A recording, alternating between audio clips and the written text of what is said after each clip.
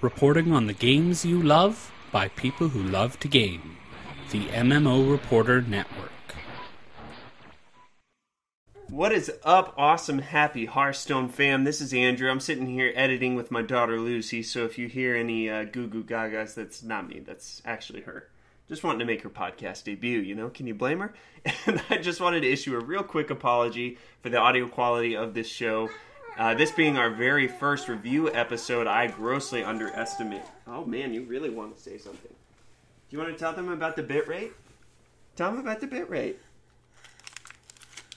She just wants to hit the pretty lights, I think. So, unfortunately, I grossly underestimated the file size of this show, and as such, had to use a backup from the amazing co-host of this episode, so he was gracious enough to give us the Skype interview for that. So I apologize. I think it's still listenable. I think you'll still really, really enjoy it. So have a blast listening to all the awesome Ungoro cards, and I hope you're finding your way through the jungle. But for now, let the journey to Ungoro begin! Reporting on the games you love by people who love to game. The MMO Reporter Network.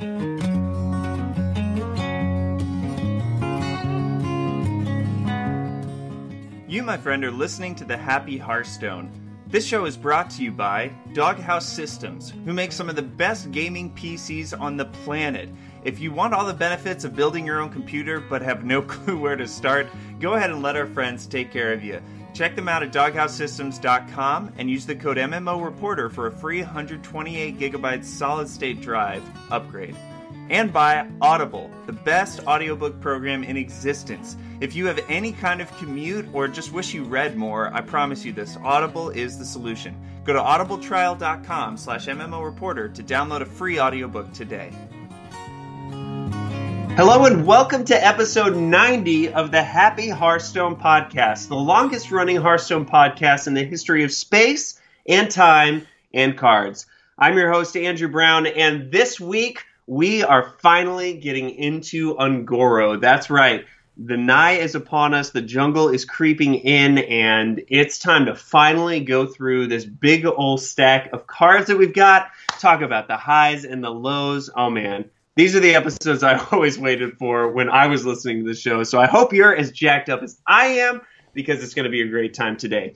So I know that these episodes have been sort of a linchpin in the Happy Hearthstone history, and Josh and Scott, man, they were a duo that is hard to rival for sure. I know that they each brought a lot of very different things and really created just a fun dialogue around cards, what was fun about them, what was really going to see play, and really asking all of this in the context of what are these cards, what are they really designed for? What kind of deck really wants them? And so we are going to continue that as best as we can. I actually had the pleasure of speaking with Scott a little bit going into this, and we just kind of agreed that it was time for sort of a new dimension of the review episodes moving forward. So we got his blessing, and man, Scott, you know, you're missed, and I'm sure on behalf of all of us, we really are gonna miss you. But I have found somebody who is going to just take over this show in the best possible way, and who you guys are going to love. I brought a great friend,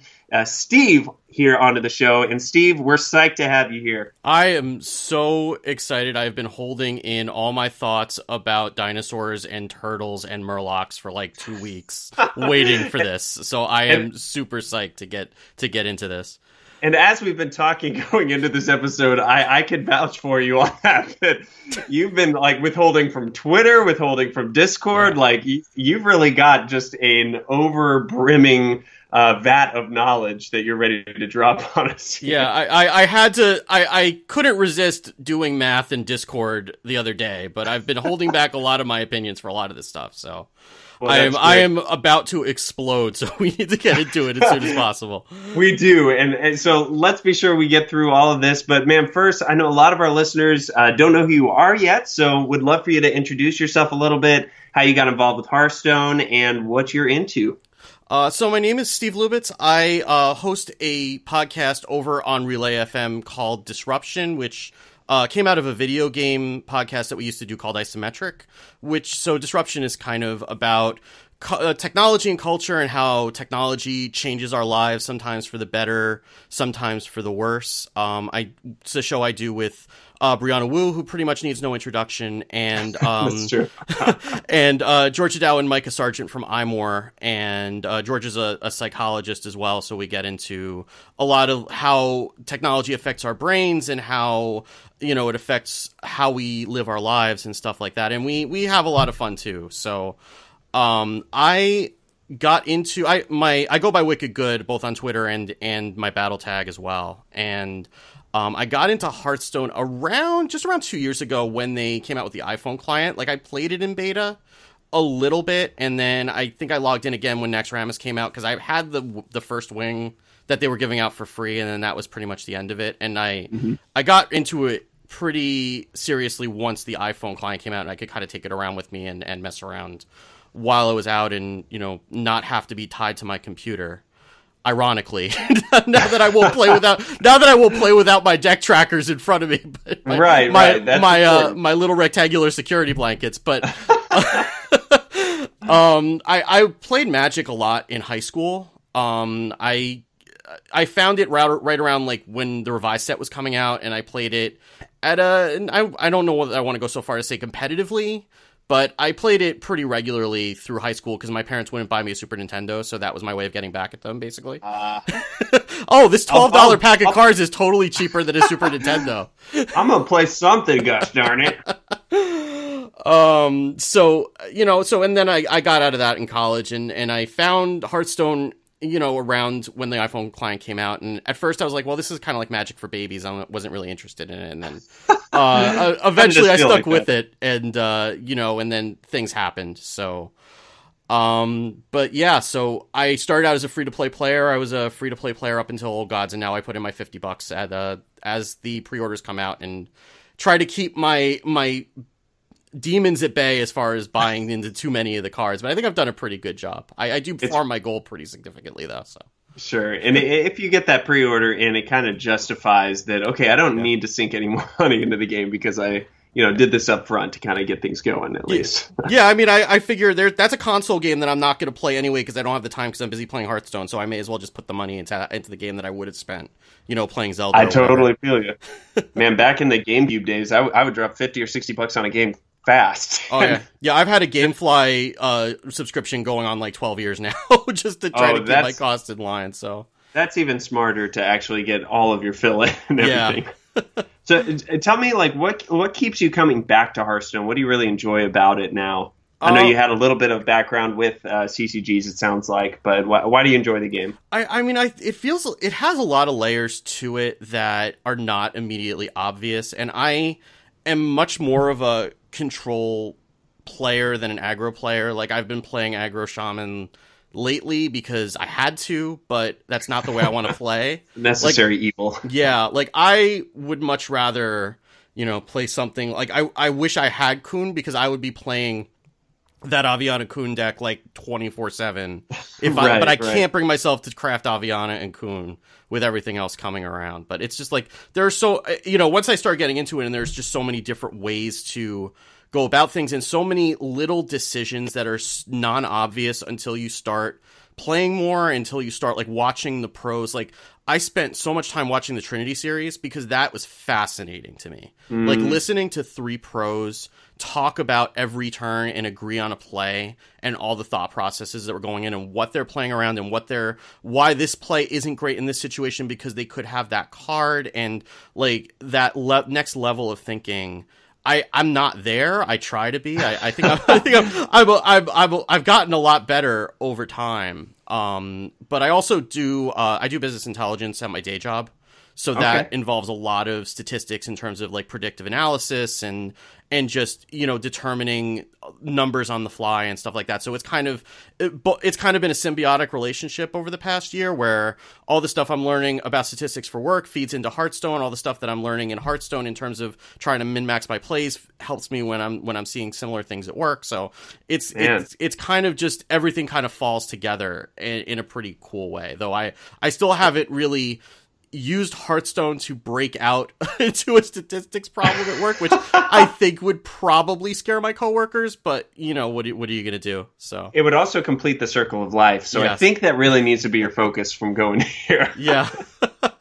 Yeah. I there was a time I was coming back from a conference and I started downloading Hearthstone datasets to see if I could, like, I was like copying the deck list on the plane to see if I could figure out how to, this was like right before the Vicious Syndicate report started coming out. Oh, and yeah. And I was trying to figure out like what the deck list had in common, kind of like what Blister Guy does with his infographics. And I was trying to use the visualization software we use at work to help me with that, and then eventually Vicious Syndicate just started doing their thing. Like, they have the data, they can do this a lot better than I can. I'll just read the reports.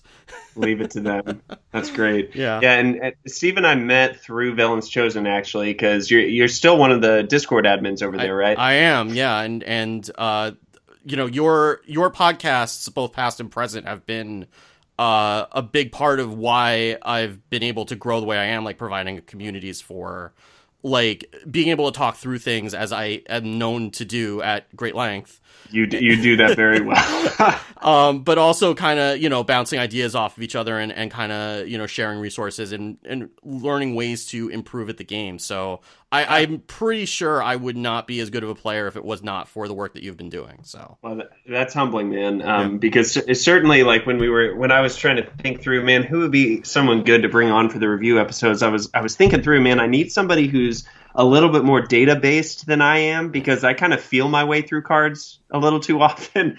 And so I need somebody who's going to look at numbers, who's going to do the math. And I was like, man, Steve would be great for that. And so I think it's going to be a really good balance here, and we'll have a lot of fun as we talk through the one thing that's been burning on everyone's minds, which is the jungle of Angora. Is it a jungle? I don't even know if it's a jungle. It's a crater. I guess it's got a lot of jungle in it. It's a crater, yes. Yeah, and there's volcano. I never played World of Warcraft. Like, this is like the World of Warcraft is like the one Blizzard game that I didn't sink a whole bunch of hours into. Like, you didn't get Lady Liadrin or anything? I did get. Well, I played it enough to get Lady Liadrin and know that I never wanted to play World of Warcraft again. That's totally fair. But I bought Diablo 1 like right after it came out. And like I spent one summer over college like playing StarCraft. We had like my dorm in college. We were yelling at each other playing co-op at StarCraft. Like, right. You know, my wife and I have put like hundreds of hours into Diablo 3, and we've probably bought the game like 4 times on different platforms. And we played through, you know, Warcraft 2 and Warcraft 3, but World of Warcraft is like the one game that I can never get myself to be into, because like the time and the money commitment just was too much. So I'm kind of learning about all these things. Like, everybody was super excited about Karazhan. Like, I don't know what's going on in Karazhan. Like, okay, I know I like Murlocs. That much I know. That's a good thing, right? Yeah, I've learned that I have a love for Murlocs, but I don't know any of the lore. So just seeing all this stuff, it's like, okay, cool dinosaurs. I am completely here for this. Let's do this. Well, I guess you and I are kind of in the same boat there. Then I actually played a lot of the Diablo 2, and I just saw they're actually redoing StarCraft. Oh, yeah, so I texted my dad immediately. I was like, "Hey, we're going back!" So, man, yeah. Well, yeah, I'm super excited for that remaster.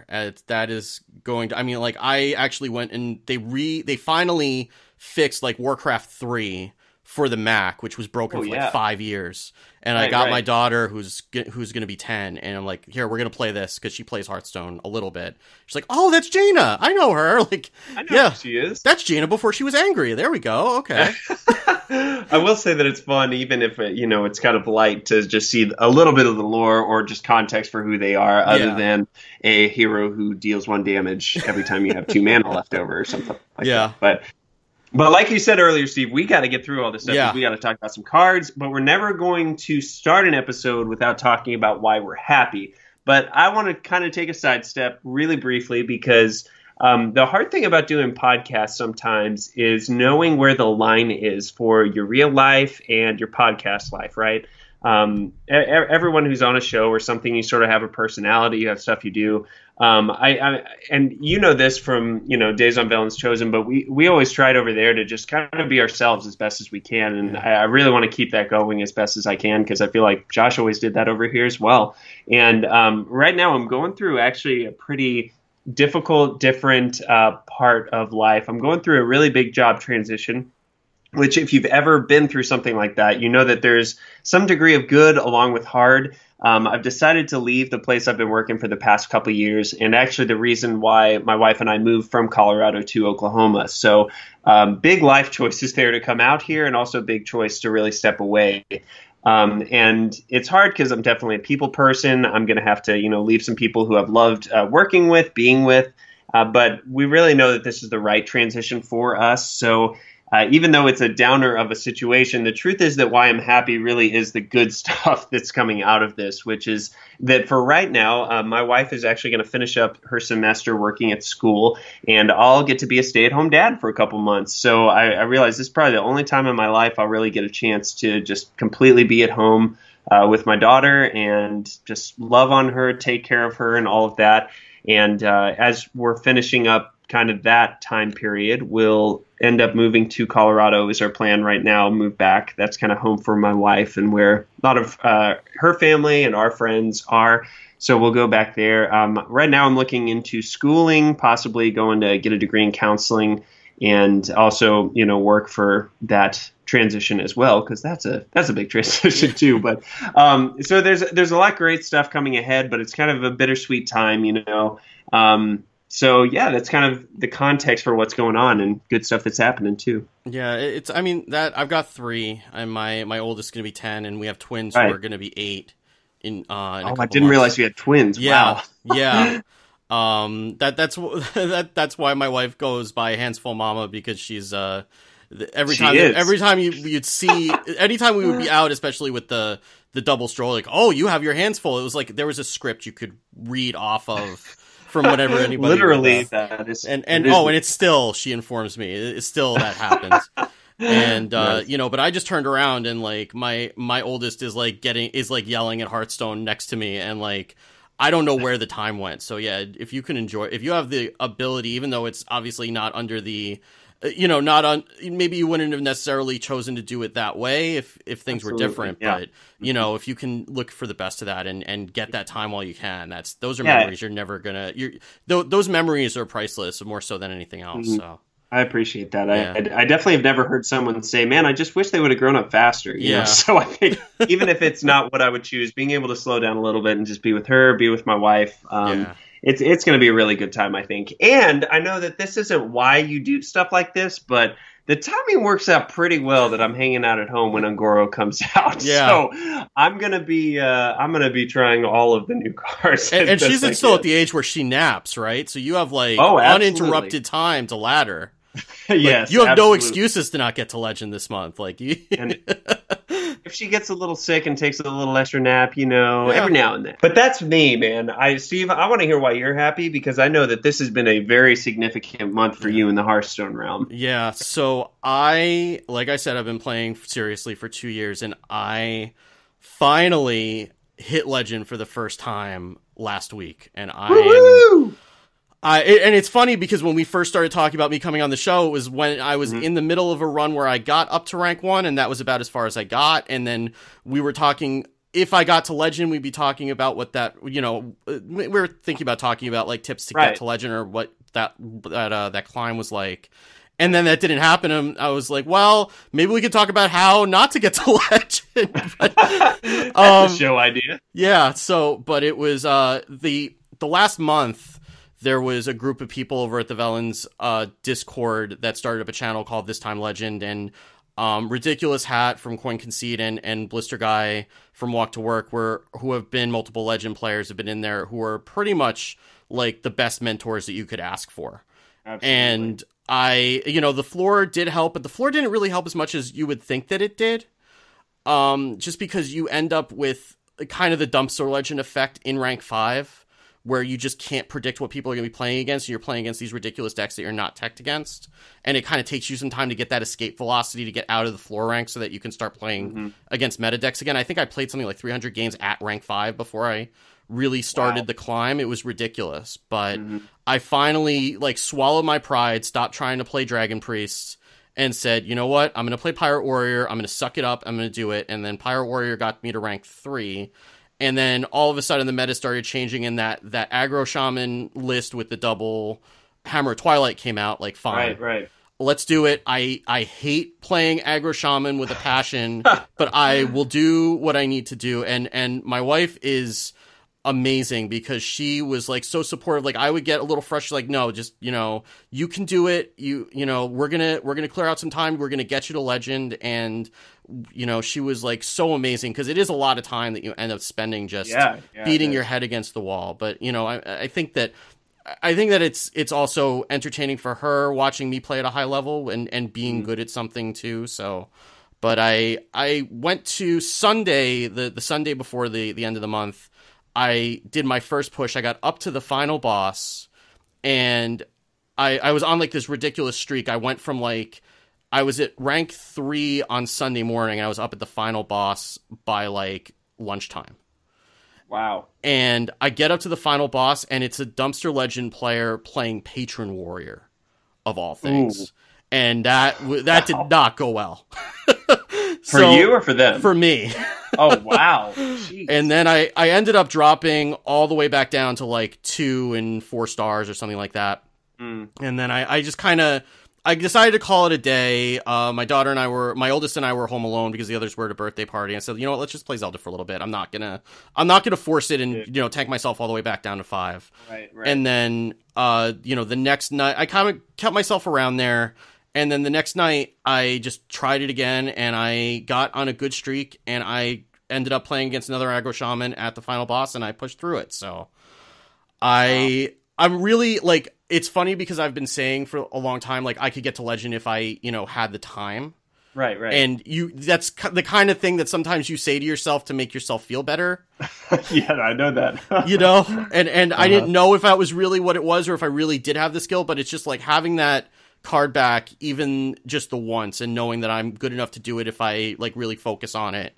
And I play well it's a little bit different than saying I'm a dad legend or I'm a rank 5 player. Like, just being able to say I've gotten to legend once, it gives you a little bit more credibility. A little bit more credibility, I guess. But and really, for any goals that you set for yourself, being able to achieve the highest level. I mean, well, other than I guess rank 1 legend, but that's not happening. That's silly. So I've got realistic goals. I mean, legend was even kind of far fetched, but I'm not. Sure. I played against people with golden card backs, and I don't think I've won against them. So that's not happening. Right? But. No. But it is attainable with the right amount of work, the right amount of time, training, all that kind of stuff. So man, congrats! It's a huge accomplishment. Well, thanks. And I mean, I'm not appreciably better than like you or anybody else or who's trying at that. Like, if you're at rank 5, like, you can do it. It takes a lot of time. It takes a lot of focus, and it just takes some things going your way.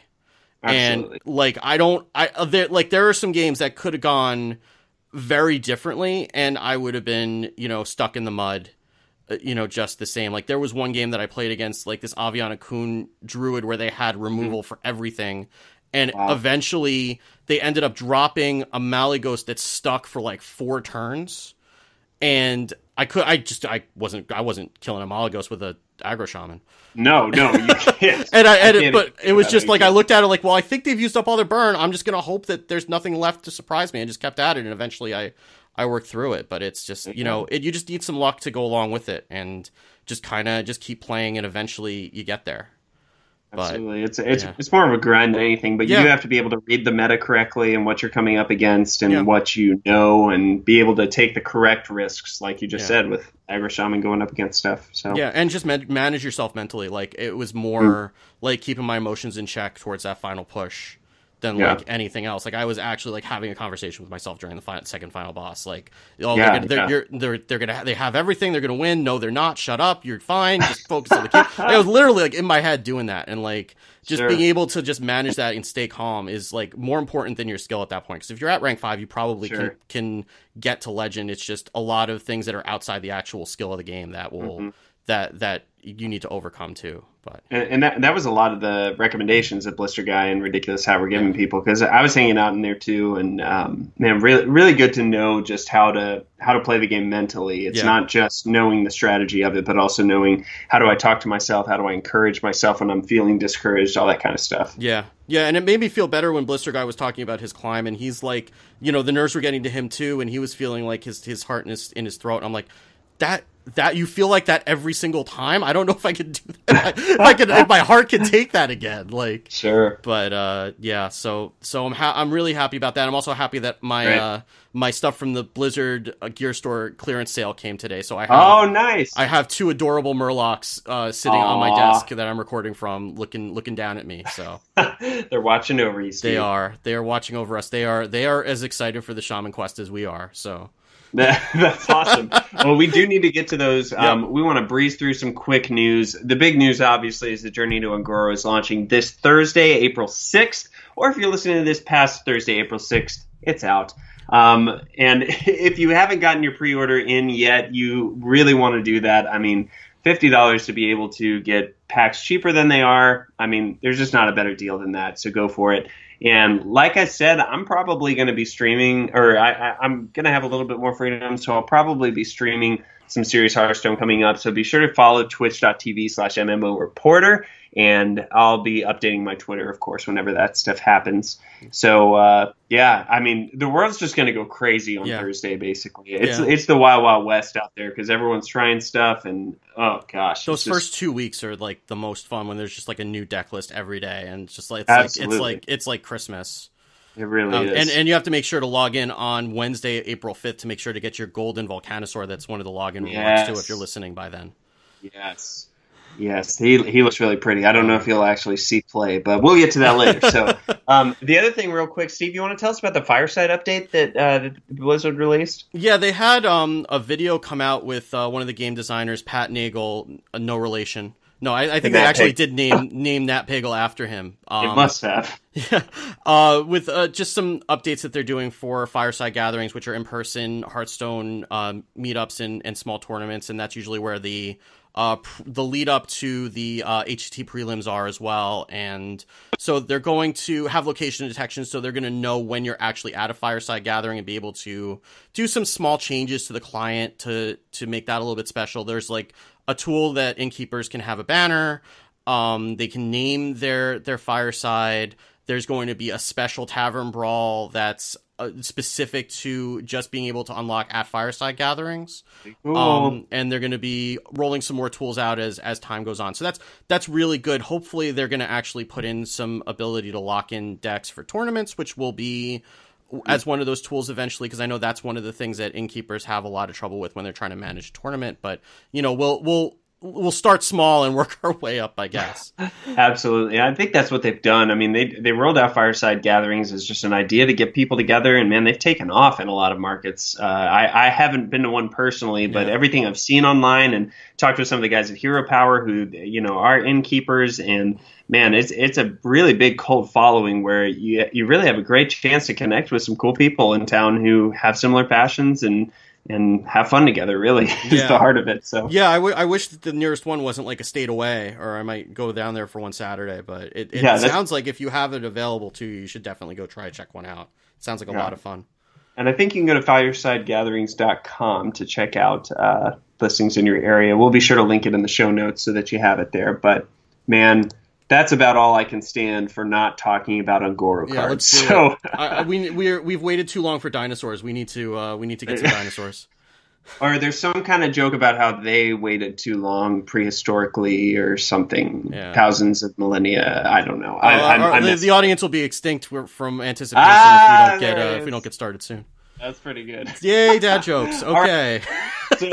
So really fast, we'll let you guys know we are going to keep the same format for how reviews have always been on the Happy Hearthstone. So we're going to assign each card a score, one for constructed and one for arena. And the constructed score is going to be based around the deck that wants to play this card the most. And that's kind of a multifaceted term, because the deck that wants it needs to be good. If it's a terrible deck, but the card makes that deck work, then it's still a bad card, So it needs to be a deck that's at least somewhat playable, and then a card that's really going to help that deck go far.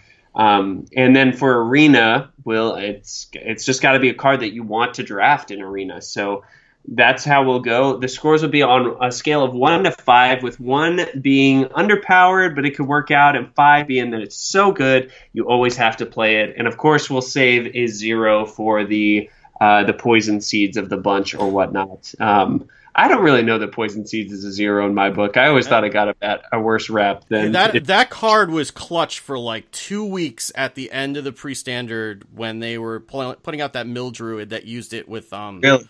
With explosive sheep. I think they made some sort of a change to the way that it worked, and then that was like the board clear for mill druid for like 2 weeks before the card rotated out. Arena, at least, like being able to just remove your, I don't know, we don't need to get into a poison seeds discussion. So today we're going to go through, I think it's 5 different classes, and then we'll go through neutrals that sort of have to do with these deck archetypes. Steve was really great to prove that, man, we have so many class cards in this expansion because of the quests that it really wouldn't be fair to divide this up into 2 episodes and just do class and neutral. So really glad you caught that, because that saved us from something that wouldn't have been as good. But in this episode, we're going to cover Paladin, Warlock, Shaman, Priest, Mage, and then some of the neutrals. And then next week, we'll be releasing the other half of these cards, and it'll be fantastic. And Steve, you'll join me for those too, right? Absolutely. I wouldn't miss it for the world. Good. I love it. All right. Well, let's get things rolling with some Paladin commons. Steve, I'd love for you to tell us about this very first card here. Okay. So the first card... Oh, wait. That's Priest. That's not right. Okay. The first card is a 1-mana spell, Lost in the Jungle. Summon 2 1/1 Silverhand recruits. So that's it seems to be kind of a theme that they're trying to push. They started with Stand Against Darkness in Old Gods, and then there hasn't really been too much with Silverhand recruits since the old Quartermaster days. I mean, 2 1/1s on turn 1 is fine. 2 1/1s later in the game is not great. It's fine. For Arena, you'd certainly be happy with it the way that you're happy with Living Roots. It just doesn't have the flexibility of Living Roots. Yeah, and what you lose in the flexibility there, you still have a really good card, I think, because Paladin hasn't really had many early game minions. I mean, really, Secret Keeper is the 1/1 drop that I think is played. But the only real Paladin decks that are played now are things like, Anyfin Pally, which just wants to delay the game. So something like Lost in the Jungle can at least give you something on board to be able to combat an early game in. This isn't necessarily going to be your win condition, but it could really be a key early card to be played in a lot of different decks. Yeah. So now I wonder, this is a disguised toast question, I wonder if you play Vilefin Inquisitor, are they still dudes or are they Murlocs? Because that would improve my evaluation of the card significantly. Yeah, I think they're still dudes. Oh, that's too bad. Unfortunately, you don't get the little cute Murlocs with their little hammers and stuff. But I think that we'll see there's a lot more Silverhand Recruit synergy. That kind of got lost after Quartermaster. I mean, we saw the 3-mana 2/4 that gave them Warhorse Trainer. Yeah, Warhorse Trainer. But that didn't really ever take off. And there was Silverhand Region in that same set too. That was a neutral. Oh yeah, that's right. Yeah. Yep. But I think they're kind of coming back to, okay, Paladin needs to be able to just sort of have an army and be able to buff that army in ways that are fair, but are, really going to be able to take over the board. So I think the problem, and I think we're going to see that as we're going through the rest of the Paladin cards, is that they just really don't know what to do with Paladin right now. Like, Secret Paladin was the thing that it did, and then they were trying the hand buff, and that was sort of okay. Maybe that'll be okay if the meta slows down after, all the anti-pirate warrior stuff comes in. But like they're trying a few different things, and it seems like they don't really have a clear. It's a lot like the criticism for Rogue, except that Rogue actually has Miracle Rogue. So, and a couple of other things, and Paladin just doesn't seem to have a clear identity yet, especially now that Anyfin is going away. Yeah, absolutely. Well, what are you thinking, man? I know that we kind of disagreed a little bit on this card here. I could come up to a 3 on it. I guess in Arena, it's definitely a 3. I put it as a 2. I could come up to a 3. I think it's fine. If you're not running a deck that's actually going to make use of those Silverhand recruits, then I don't see it being played much in Constructed, and the stuff that we're having is not like Quartermaster level. Especially, and Justicar's gone too, which was the other thing that mid-range Paladin deck used, was Justicar to pump out 2 of them a turn also. Oh man, I think that Justicar in Wild might actually make some... Because if you've got that, and you've got Quartermaster, and you've got some of these other cards we're about to get into, you could kind of create something crazy with that. That card could be pretty broken in Wild, more so than it already is. Yeah, I'll definitely go with 3s for both, though, on this one with you. Yeah. That's great. All right, the next card we've got is Adaptation, which I hate to say I called it, but I totally called it on this. Once the Adapt thing was released and we saw that there were going to be spells for this, it just made sense to me to say, well, you got a bunch of 1-mana spells in Paladin, so adapting a friendly minion for 1, that seems fair. So this card could be a Blessing of Might. It could be the buff of a Shattered Sun Cleric. It could be a spare part to give you Taunt or Wind Fury. Should we talk about what Adapt is for people who are just getting into Ungoro for the first time? Sure. Yeah, so we've got 10 different buffs that you can get, and when you play any Adapt card, you're going to get 3 of those 10 randomly to choose from. And we don't actually have a list on hand here, but maybe it's down at the bottom of if you scroll all the way down to the bottom of the thing, it's there. Oh, beautiful, beautiful. I love it. All right, so you got real quick, +3 attack, +3 health, divine shield, can't be targeted by spells or hero powers, death rattle, summon 2/1/1 plants, taunt, poisonous, stealth until your next turn, +1/+1, and wind fury.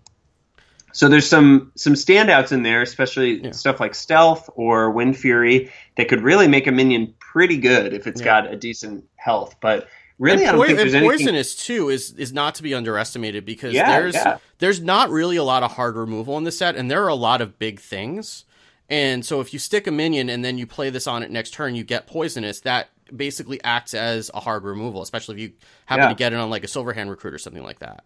I don't think there's anything that you're like really upset about necessarily. And especially when you've got the option of 3, I doubt that there are 3 that you're really upset about. Yeah. The hard thing is that you can't control it, right? So if you know that you're running an aggro deck, Blessing of Might make more sense than Adaptation, because you've got the guaranteed, man, I just want to be pushing face damage every single time. I don't know, does this card fit into something else that really wants the adaptability? Pardon the pun? I mean, I don't know. So the math on it is that if there's one that in particular you're looking for, it's a 30% chance. If there's like 2, it comes out to about 46%. So if you're looking for like can't be targeted or stealth to make sure that something's going to live through the next turn, then you've got a slightly worse than 50% chance to get that. Which comes into play a little bit when the math gets more complicated when you have multiple adaptations, like we'll talk about later. But I don't like when you look at it. Like some of the base cards that just have Adapt as part of them are like overcosted by 1 to account for that. So this is 1 and a card to do it, which seems kind of expensive. There is the quest synergy that we'll get into that fits in there. But I mean, in Arena, you'll probably do it just for a 30% chance to get a hard removal, because hard removals it's such a premium. But I don't know that you really want to run this in Constructed. I mean, you don't how often, and maybe an aggro Paladin runs it, because they run things like Blessing of Might and a Seal of Champions before it rotates out. But I don't know. This seems a little bit. I don't know why you wouldn't just run Blessing of Might if that's what you want to run. For the same 1 mana. I think it's a little bit better in Arena just because you don't necessarily know what you're going to come up against. So getting something like this makes more sense there. I'd probably give it a 3 in Arena, but I'd be willing to go a 1 or 2 in Constructed on this. What did I say? I said 2. I'd go with 2. I think it's. Go with 2? I don't think it's completely useless. Again, with the quest that we'll talk about, you could run it. But outside of that, I don't see this seeing a lot of play. But in Arena, just the chance of being able to get poisonous is worth playing it for, I think. That's fair. All right, well, with your Murlocs looking down on you, tell us about Hydrologist. So we have our first Lady Murloc, which is Hydrologist, which is a 2-mana, 2/2 Murloc battle cry, discover a secret. So Paladin secrets are generally not great. The deck where you probably want to run this would be some sort of an aggro Murloc deck, and Competitive Spirit is leaving us, which is the one secret that you probably really would want to run. So you have like Eye for an Eye, you have Noble Sacrifice, Redemption, Repentance, and Getaway Kodo. Again, if you're running a Murloc Paladin, you'll take whatever Murlocs you get. If you're not, then I just don't see discovering a secret to be super powerful on its own. Like the Paladin secrets generally were really powerful when they were all pulled out at once, and only then when Avenge was one of them. And like people have tried to make Secret Paladin work. I know John Bray's made like a whole career out of that, but just one on its own typically is not great. And even not being able to control which one you're going to get 100%. I mean, you got like a 50% chance, I guess, of getting the one you want, but there are better things to, if you were able to somehow get this in Mage or Hunter, you'd probably be a lot happier. But in Paladin, it's not really great. Which they did verify that if you get this in either of those, you'll get your class-specific secrets. And if this card by shenanigans pops up in Priest or something like that, you're going to get Paladin secrets. Yeah, I'm sure this will happen in Rogue a fair amount. That it'll come out and you'll get your Paladin secret, which is fantastic in Rogue. I'm sure. Yeah.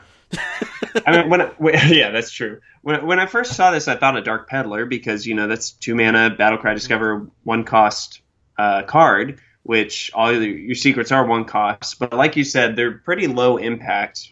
Pretty, typically. So I don't know that this really does fit into anything. The hard thing, and I meant to say this up front, is that a lot of times when, and I've known this from reviewing cards on Villains Chosen too, that when you are trying to look at cards, so often you think about how does this fit into stuff that exists. And if it doesn't, then you say, oh, it's bad. But the hard thing is once these cards are released, people are coming up with brand new decks. And I mean, the quests have kind of opened up our minds a little bit to that possibility because we know there are going to be decks completely around each one of these quests trying to make it work. Yeah. But we don't know if there is some kind of secret paladin that makes it viable. It just, what we know is there, it doesn't make a lot of sense that there even would be something where you want more secrets that don't exist. You want them in your deck, and you want Mysterious Challenger to pull them out, which Hydrologist doesn't help you with. Yeah, so, you never want to play a secret in Secret Paladin anyway. I mean, you have Secret Keeper in there for the times when you're inevitably going to, but you ideally you just want to pull them out of your deck. You don't want to be playing them from hand. Yeah. I might be willing to go a little bit lower with you on this one, man. What are you thinking? I had ones for both. I mean, even in Arena, like, I guess maybe you could go as high as a 2 in Arena, but I mean, it's still an understated minion for Arena that is with a questionable ability. So I think just the ability to get another card that might help you in the situation is pretty good. So I would vouch for a 2 in Arena, but I'm okay with a 1 on Constructed. Yeah, I don't see seeing any play in Constructed unless some sort of really weird deck comes out. Yeah. Absolutely. All right, well, time for some rare minions. So let's see what we got next here. We got Life-Fuse Stegodon, which is a 4-mana 3/4 beast, and he has Battle Cry, which adapts your Silver Hand recruits. So this Stegodon isn't just adapting to the world, but he's adapting your men as well.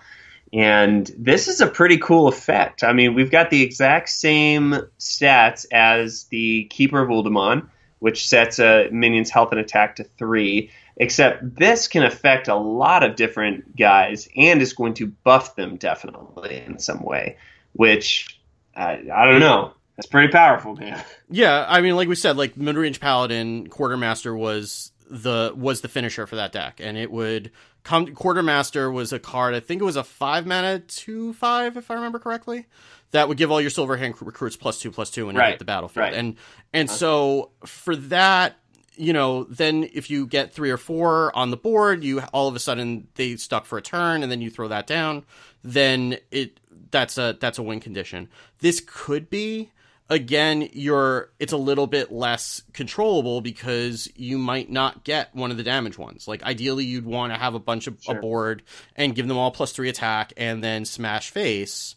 That's only going to happen a third of the time. Maybe you get +1/+1. Is that enough value? I don't know. I mean, giving them health seems like, okay, well, you have a bunch of 1/4s. I mean, maybe if they all have poisonous and you need to clear a board, maybe that's worth it. It's, there's not enough, there's not really enough support for it, but I could see there could be a mid-range paladin deck that could try to make it work.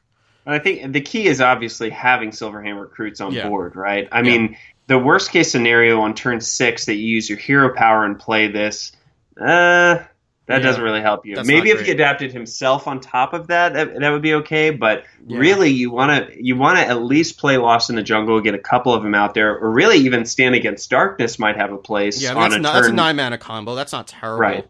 Or there's a card that we haven't talked about yet. I guess we can bring it up in conjunction with this, which is Vine Cleaver, which is a 7-mana weapon, 4/3, and after your hero attack, summon 2/1/1 Silverhand recruits. So theoretically, that gets guys on board too. Yeah, so you could play that the turn before, load that up, and then attack, get 2 Silverhand recruits, and then slam down the Stegodon. That could work. Mm-hmm. But again, it's a decent amount of setup, and that's an overcosted 3/4 if you can't get it to work. Right, and as much as I believed in this card, the hard thing now that I'm thinking about it is that all your guys probably still just have one health. Yeah. Though.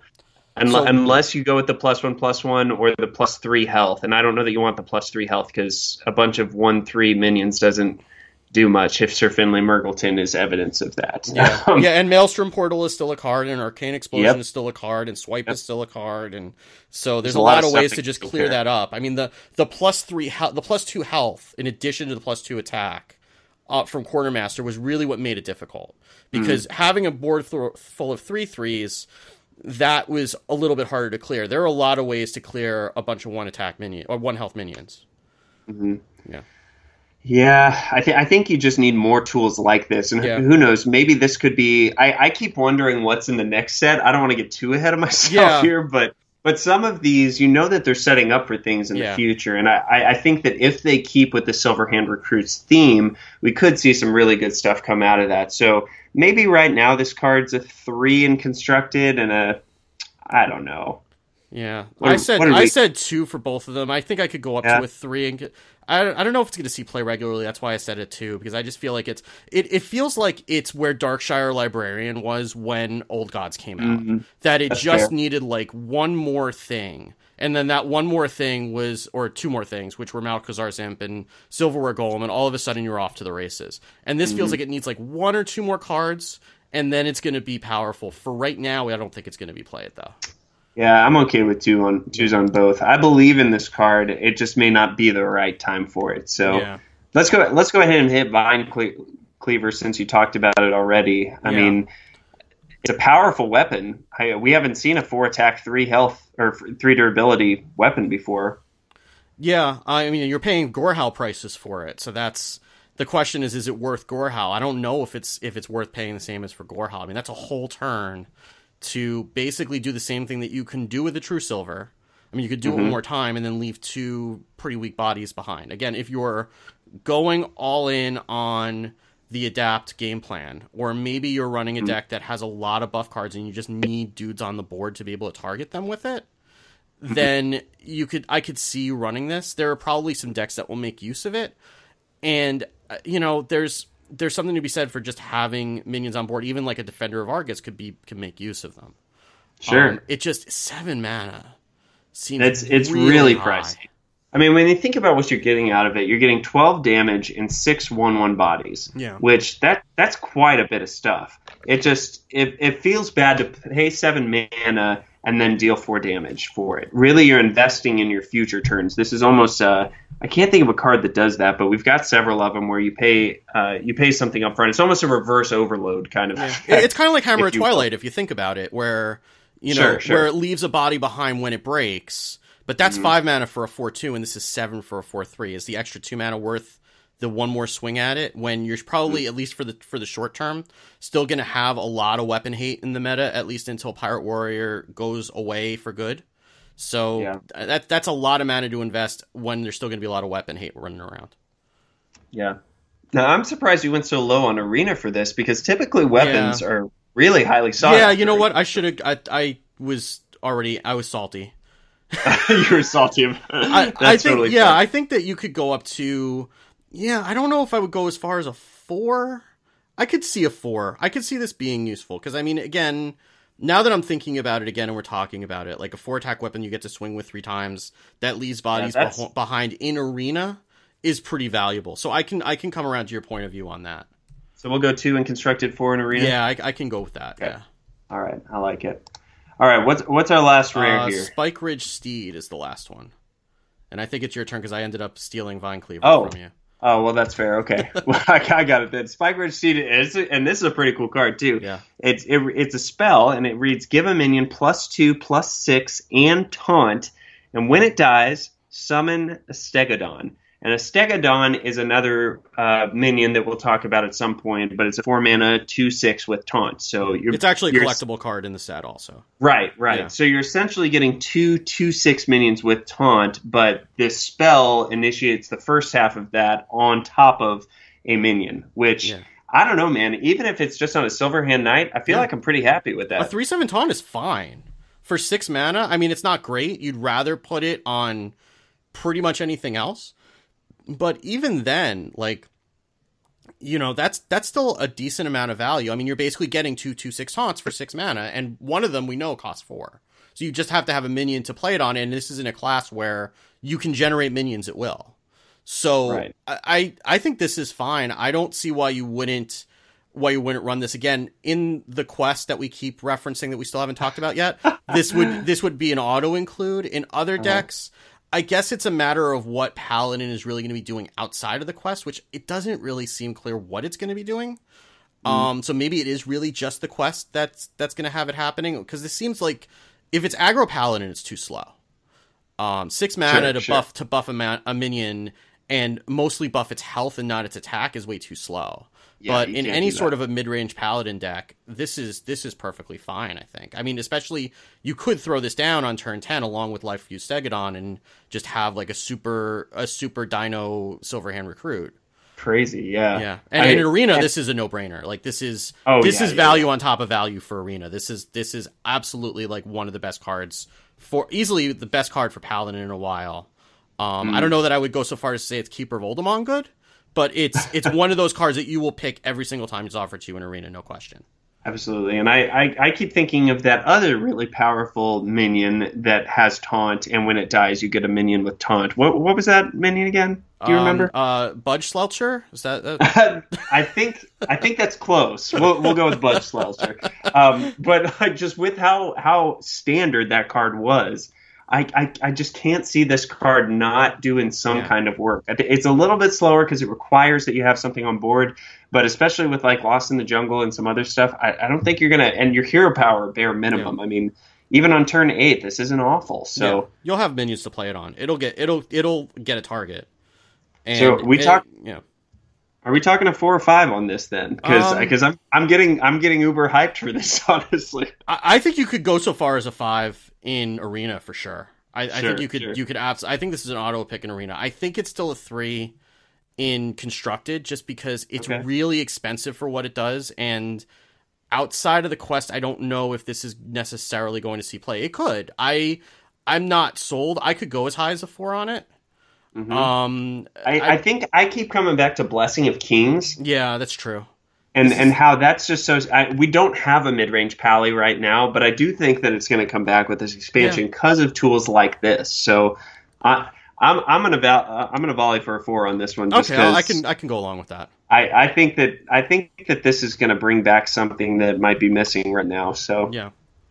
Be good. All right, some epic cards, some weird cards. All right. What you got? So the next one is Primal Fin Champion, which is a 2-mana 1/2 Murloc who looks super angry. If nothing else. Yeah. I like my Murlocs adorable. I don't like my Murlocs angry, but And his text says, Death Rattle, return any spells you cast on this minion to your hand. So Whoa. This is really, really interesting, and I kind of wish there was more like it, because there's only just this one card in the set that does this, and it's really a pretty unique effect. Like, they played this in the reveal stream with Frodan and Ben Brode, and they dropped this on turn 2, and turn 3 they dropped like 3 1-mana buff cards on it. Right, it was crazy. And it was like this really like super buff, super angry Murloc. And then you get those all back when it dies, and that lets you get more value out of those spells and play them multiple times potentially. But again, it's one card in the set, and you need to run a lot of buffs in order to get that value out of it. It reminds me a lot of Mean Street Marshal from Gadget Sand, where it's got a really unique effect that you need to use other cards to take advantage of, but in practice, the number of times that you actually get that to happen is like pretty low. And you don't get the value out of it that you would think you would get out of it, because it looks really easy to trigger, and it's not as easy in practice. Yeah, and I think the hard thing is that he's such a lightning rod. Yeah. Even his art almost makes it look like he's raising his staff as a lightning rod. So because your opponent knows what you're trying to do with this, so they are going to throw everything that they have at it. And in the stream where it was kind of the ideal scenario, they just didn't have anything. Which I don't think on the ladder you're necessarily going to run into that very often. So yeah, people are going to be running Hex, people are going to be running Polymorph. Like, those cards are still going to exist.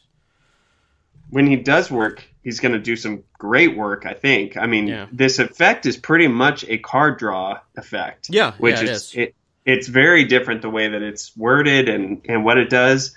For the quest, it's great, but I agree with you that it's probably a bit of a trap, just because it's designed for it, and yet I don't know that anyone's going to let you get what you want out of it. And this is going to feel terrible when you top deck it. Oh, yeah. It's going to feel awful. Like, you're going to get that, and you're just going to make that same face at him that he's making at you. That's right. Why would you wait until now? So, I'm willing to... I am going to give this a 1, and I think it goes for both Constructed and Arena. Like, I could see there's a use for it, but I think there's so much setup you need to get for it to happen. I think it's going to disappoint people a lot of the time. The same way that Mean Street Marshal just ended up underperforming a lot of the time, too. Like, you have to draw it at a certain time. You have to draw the other cards that go along with it at a certain time. It has to all come together, and it's just not going to happen as often as you'd like it to. But I think the only other thing is that, like, you want more effects like this. To only have 2 cards in your deck that do this, that's really taking a risk, because if you run out of your spells and you don't have really card draw or something, then you're kind of hosed. But I guess this almost functions as a 3rd and 4th Divine Favor in a way. Yeah, sort of. So maybe looking at it like that makes it a little better, but I'm okay with 1s, unfortunately. As much as I love this card design and think that it's cool, I don't know that it's going to be as effective as we'd like it to be. Yeah, I mean, I think that one more card like this, like, if you think about how Resurrect was in Standard for so long, and then Onyx Bishop came out, and then all of a sudden that deck that made sense. Was you had enough spells, enough effects that did the same thing to make it worthwhile. Once you have something like that, I think it'll work out. But okay, here's my card design here then. What if you had the same effect on a 1-mana 0/1 with Stealth? That would be interesting. Or if you had a buff card that gave that ability to the minion. You know. Sure, so, you know, you could do that, and you theoretically could keep doing that infinitely as long as you have, but just for that 1 minion at a time. I think that it just needs to come either not be targetable, or just for a time not be targetable, or like you said, just throw your opponent off that they're not even looking at it in order to get the value, or have a better chance at least of getting the value, because nothing will ever save you from Hex and stuff like that. Yeah. But I mean, it's cheap enough you can throw it out with a buff card at the same time, but even then it's like, now you're waiting even longer, and it's still a pretty puny minion. Yeah. Speaking of puny minions, we got DINOSAURS here on the other side. This is an 8-mana spell. Set a minion's attack and health to 10. So your little puny Murloc is now a Dino Lock. And I just don't know. You know, if it changed the art so that it was like a dinosaur Murloc, I would play both of those cards.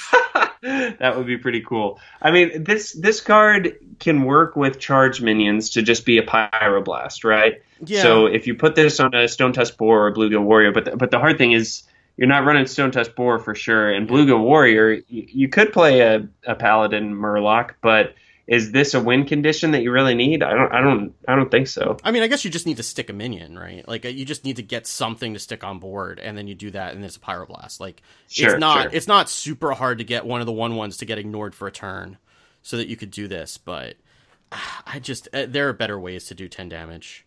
Like, and for it to take up your whole turn, I think is the big deal. Like, because you have to have something on board already, and you're working that out. I mean, you could hero power it and make that a 10/10, but again, Hex is going to be your worst enemy, or Silence or something, Yeah. I think that this card just doesn't seem to connect with any other cards. It just sort of makes something really big. So I guess some control decks would kind of want that as a late game answer.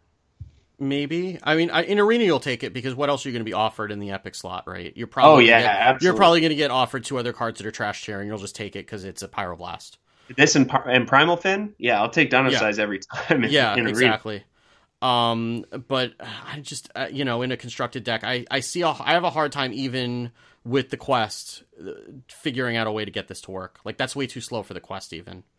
So, I mean, I guess I could see it with Galvadon, maybe, but even then, like, he's probably already bigger than 10 by the time you're done. Sure. So, I just don't see it. So we're going 2 in construction, or constructed. I think I would still take a 4 just because this is going to be against. Yeah. Avenging Wrath you'll probably want above this, but I mean, being able to create a 10/10 minion in Arena is no small task. Yeah, I mean, like I said, what are you going to take? Like Mean Street Marshal? Like no. The epics are a lot. There are a lot of bad epics, so you'll probably end up offered this along 2 other cards that are not great, and you'll probably end up taking a lot of the time. Absolutely. Yeah. All right, well, before we jump into the quests, I just real quick want to get us back up to date on what quest cards do. So we've talked about them briefly on the show, and a couple of them that have been revealed, but each class is getting a quest, and they're all 1-mana spells that are guaranteed to be in your opening mulligan. So this card is really going to create new structures of decks, like I mentioned before, because people are going to be, just wanting to get these incredible rewards. So when you play the spell, you'll get a little key that's sort of similar to a secret token that's above your portrait, and your opponent will be able to see that you played it, and it'll keep track of where you're at in fulfilling that quest, whether it's cast so many spells or play so many minions, and it'll show you as you keep going, and your opponent will be up to date on those as well. Once it's fulfilled, then whatever the reward is, that card will be added to your hand. You'll be able to play it immediately, assuming you have the correct mana necessary. And yeah, it's lots of exciting stuff. So this very first one, Steve, why don't you talk to us about it? This one was hyped through the I can't remember what those were called. All I know is that Danny Putty was in it, but I don't remember what the name of it was. Journey to... No, it wasn't Journey to Ungar, the name of the set. I forget what the name of the video series was, but they kept showing little pieces of it. But now we know the whole thing, so tell us about it. So the quest is called The Last Kaleidoscore. The quest is called The Last Kaleidosaur, and it says, quest, cast 6 spells on your minions, reward Galvadon. Well, what is Galvadon, you ask? Galvadon is a 5-mana 5/5 beast that says Battle Cry, adapt 5 times. Which, if we can just say, that's crazy. Yeah.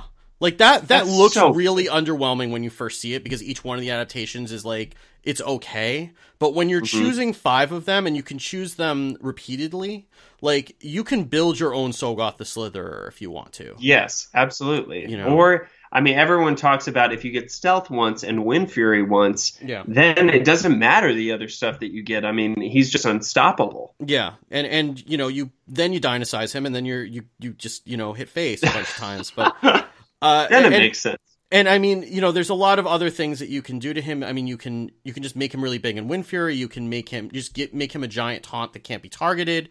Depending on what you need to do, it's a really, really powerful, and it's probably like a finisher.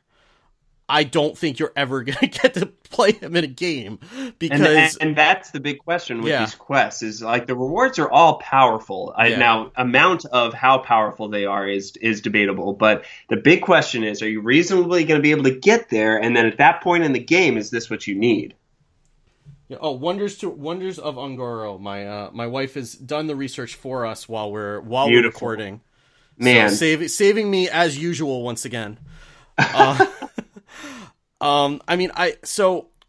learned the magic of the hypergeometric distribution from listening to our friends at Coin Concede. Absolutely. So I ran that through, and it looks like in order to guarantee that you're going to get just draw 6 spells in the top half of your deck. And I'm going back to the spreadsheet because I have to remember what I did now. But if you want to get a 50% chance of the first 6 drawing 6 spells in your first 15, you have to run 11. And if you want to even just get 6 out of your first 20, you have to run 9. So you're basically making a third of your deck conditional cards that rely on you sticking a minion. That's pretty tough to pull off. Yeah. Like you're going to end up definitely not a normal thing. Yeah, like you're going to end up with a lot of hands that look like Blessing of Might, Adaptation, Blessing of Kings, and maybe you have 2 mana to pump out a 1/1 that's just going to get run over. So the question is, are you going to be able to build a deck that does this? Like if the Primal Fin Champion effect was on one more card and you can run 4 of them, I would be a lot more optimistic about this. Sure. But because then you don't have to run as many. Right. You can throw those on your Primal Fin and get them back. Yeah, and maybe you run things like Ivory Knight to discover some, and but there's not enough of those types of effects to really get you there. And by the time that you've done it, Galvadon's not going to help you anymore. So I think people are going to try, but with the cards that we have in the set right now, I don't see this being really pulled off a lot of the time.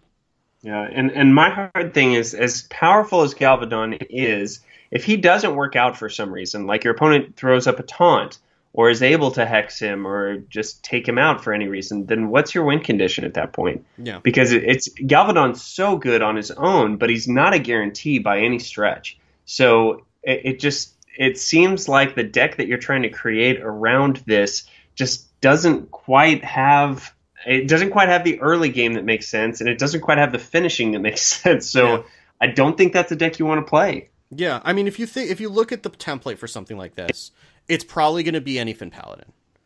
Because it's a deck that just, you need to draw everything you can as quickly as you can, and then Anyfin is your finisher, which Galvadon kind of fits in there. But the difference is that required you to play maybe 6 or 7 cards, depending on if you wanted to run finisher or not. And maybe you throw a Curator in to make it 8. But those cards all have like significant value on their own, and you can just play them out. Like you would very often just throw down a Bluegill or throw down a War Leader just to have it come down. And you could even use like any finish removal the first one. Like a lot of these, like if you're sitting with an adaptation in your hand, like okay, well now I have a 3/1 Silverhand Recruit or 4/1 Silverhand Recruit. Like great.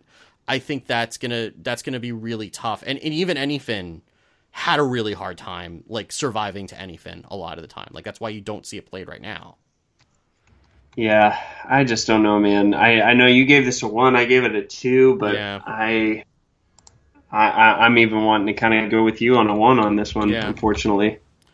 And the one thing I did forget to say is that quests aren't going to show up in Arena, which is a good thing probably because you have to create a specialized deck around these. Yeah, so, that would be so terrible if you're offered 3 legendaries and one of them's a quest. Like, oh great, and it's card 29, and I've drafted no spells. Fantastic.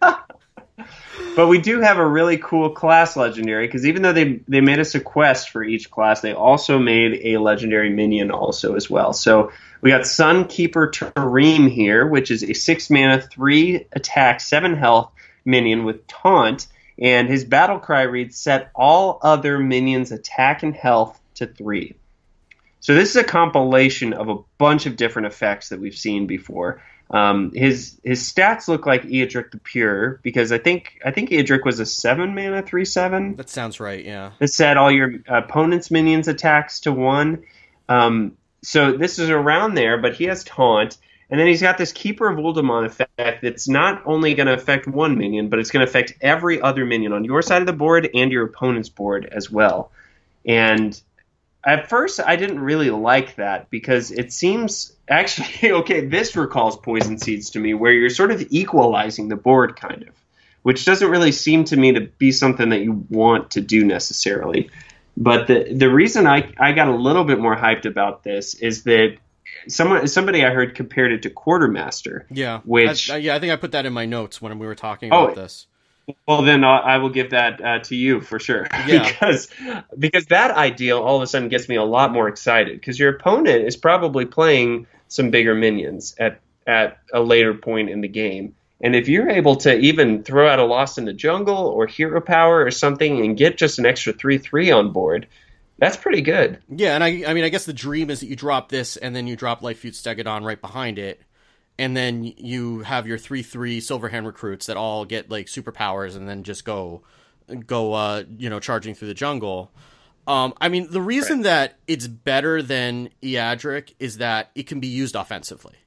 So that's the difference, is that it's not like the difference between Keeper of Uldamon and Aldor Peacekeeper is that Uldamon could be used on like a Silverhand recruit to make it a 3/3 in attack with initiative. Mm-hmm. And that's the difference here. And also the fact that it has taunt, you're at least going to get a 3-for-1 trade because all of a sudden they all have to go through it and it's going to kill off 3 of them and it's going to survive through 3 of those hits before they get through.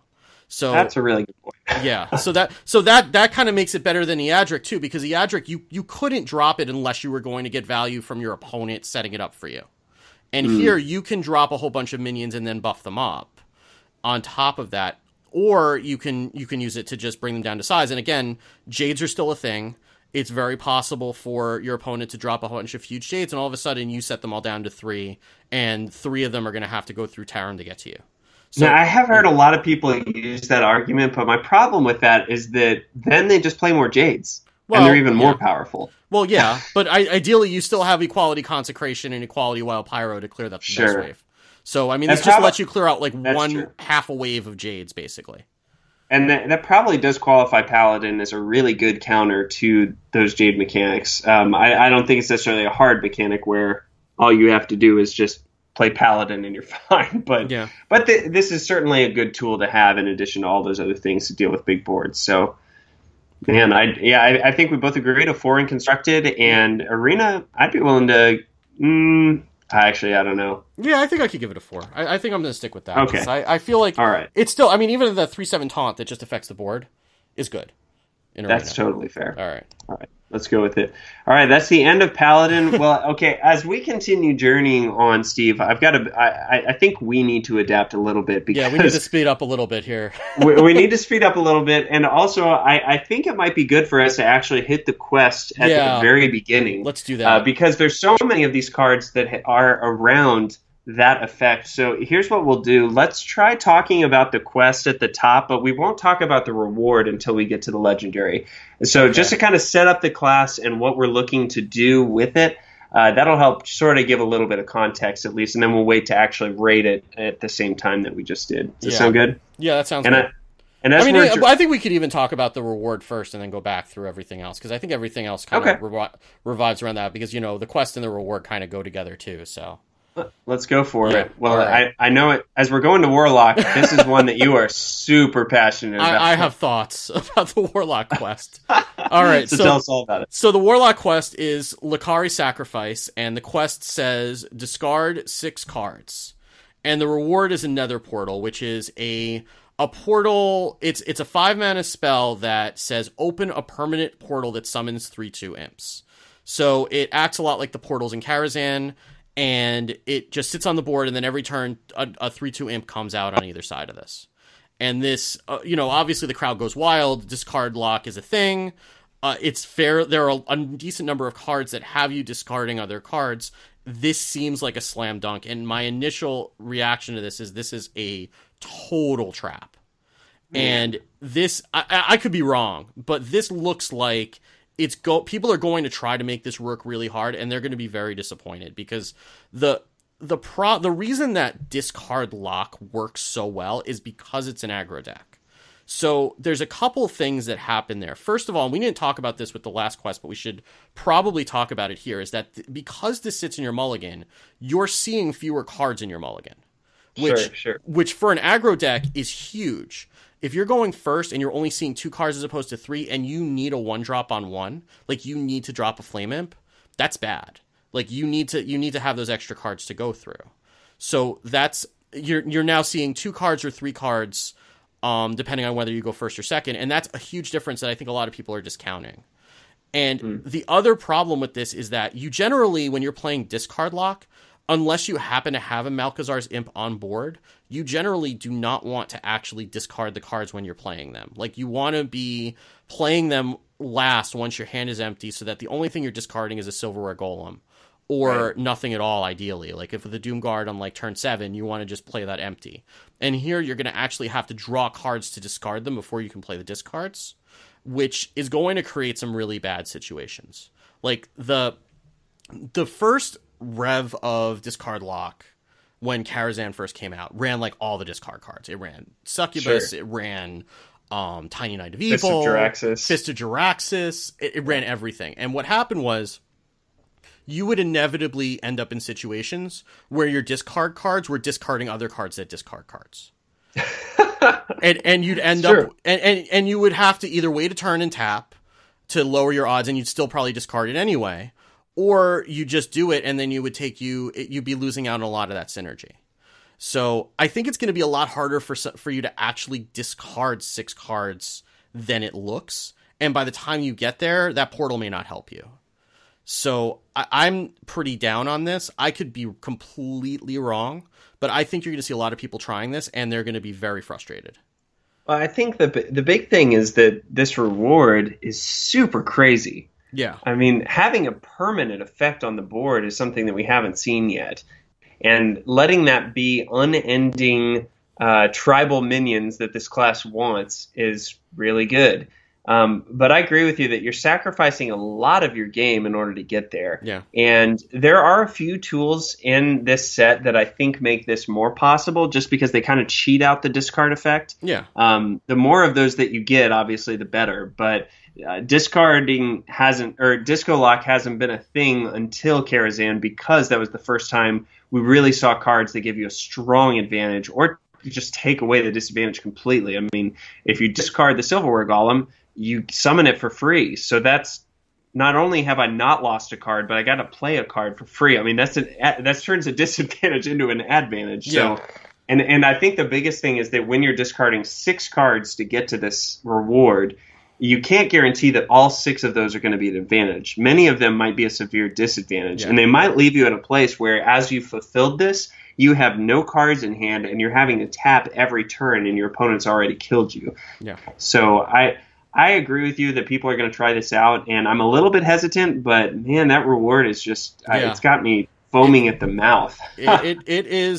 It's very, very tempting, but it's kind of like the glowing thing on the giant fish with the sharp teeth in Finding Nemo. That's right. Yep.